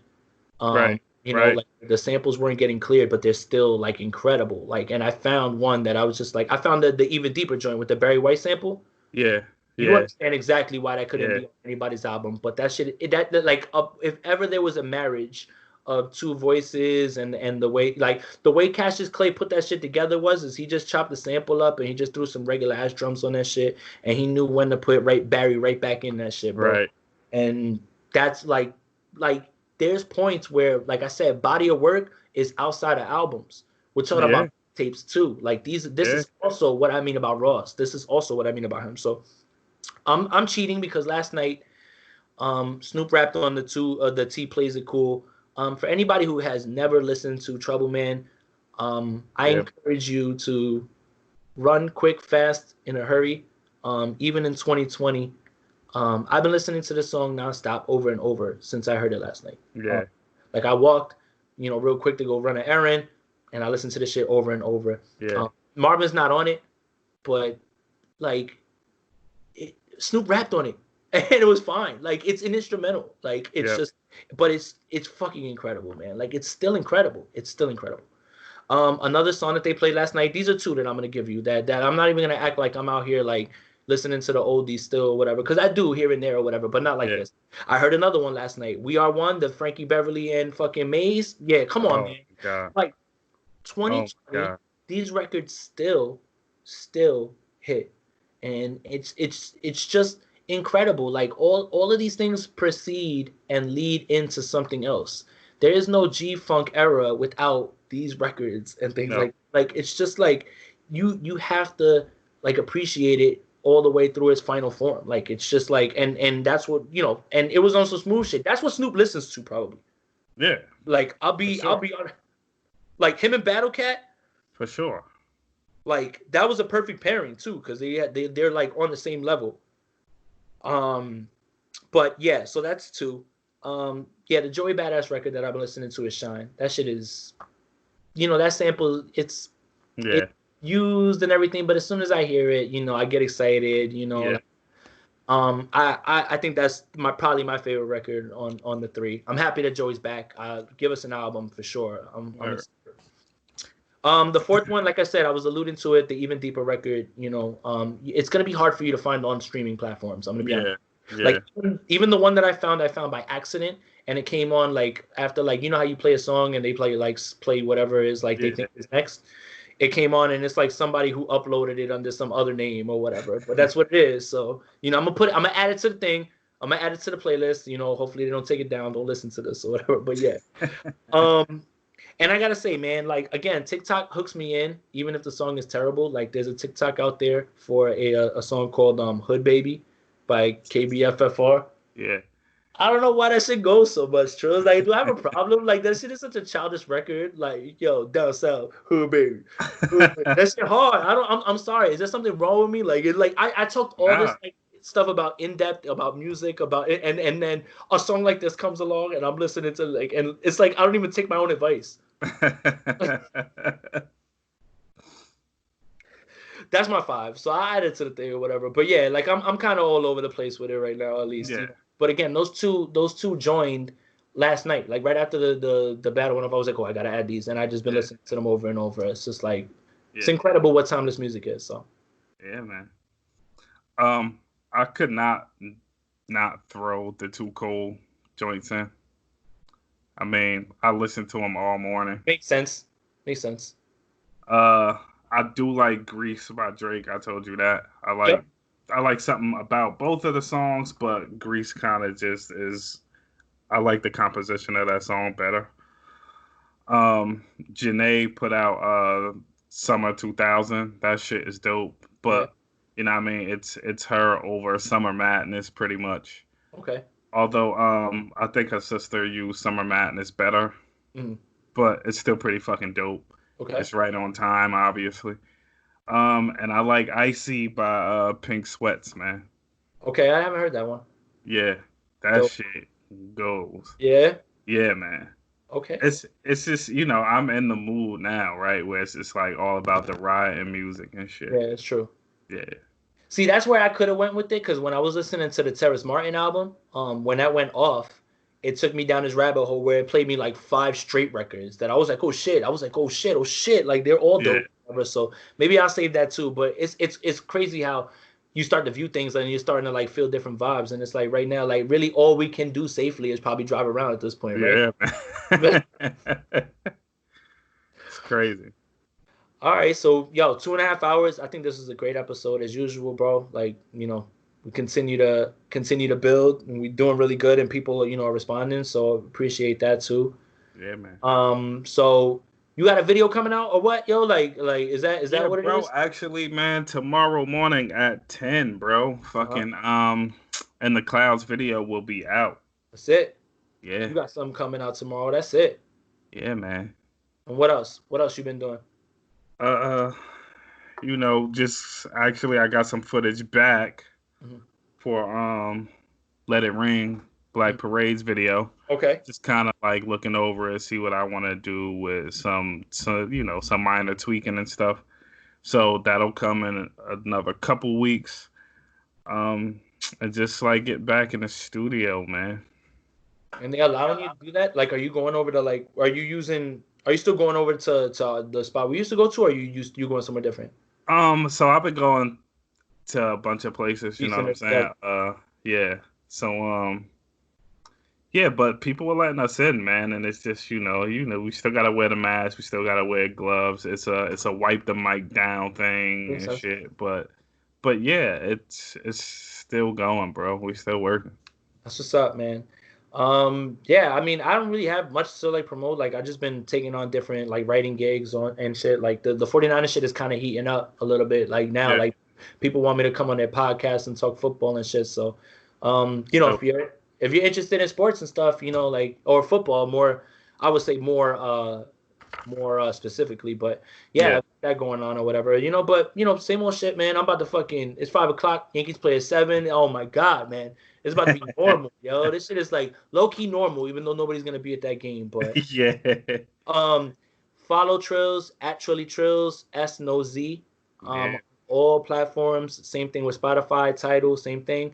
And yeah, I'm on Twitter at Jason Aponte 2103. And at Piffington Parker on IG. Also follow the page, the podcast page on Instagram. Yes. That's probably where we post about new episodes and we post the clips and everything. And that's at the Potent Podcast on Instagram. So for Jay, for Trills, we out.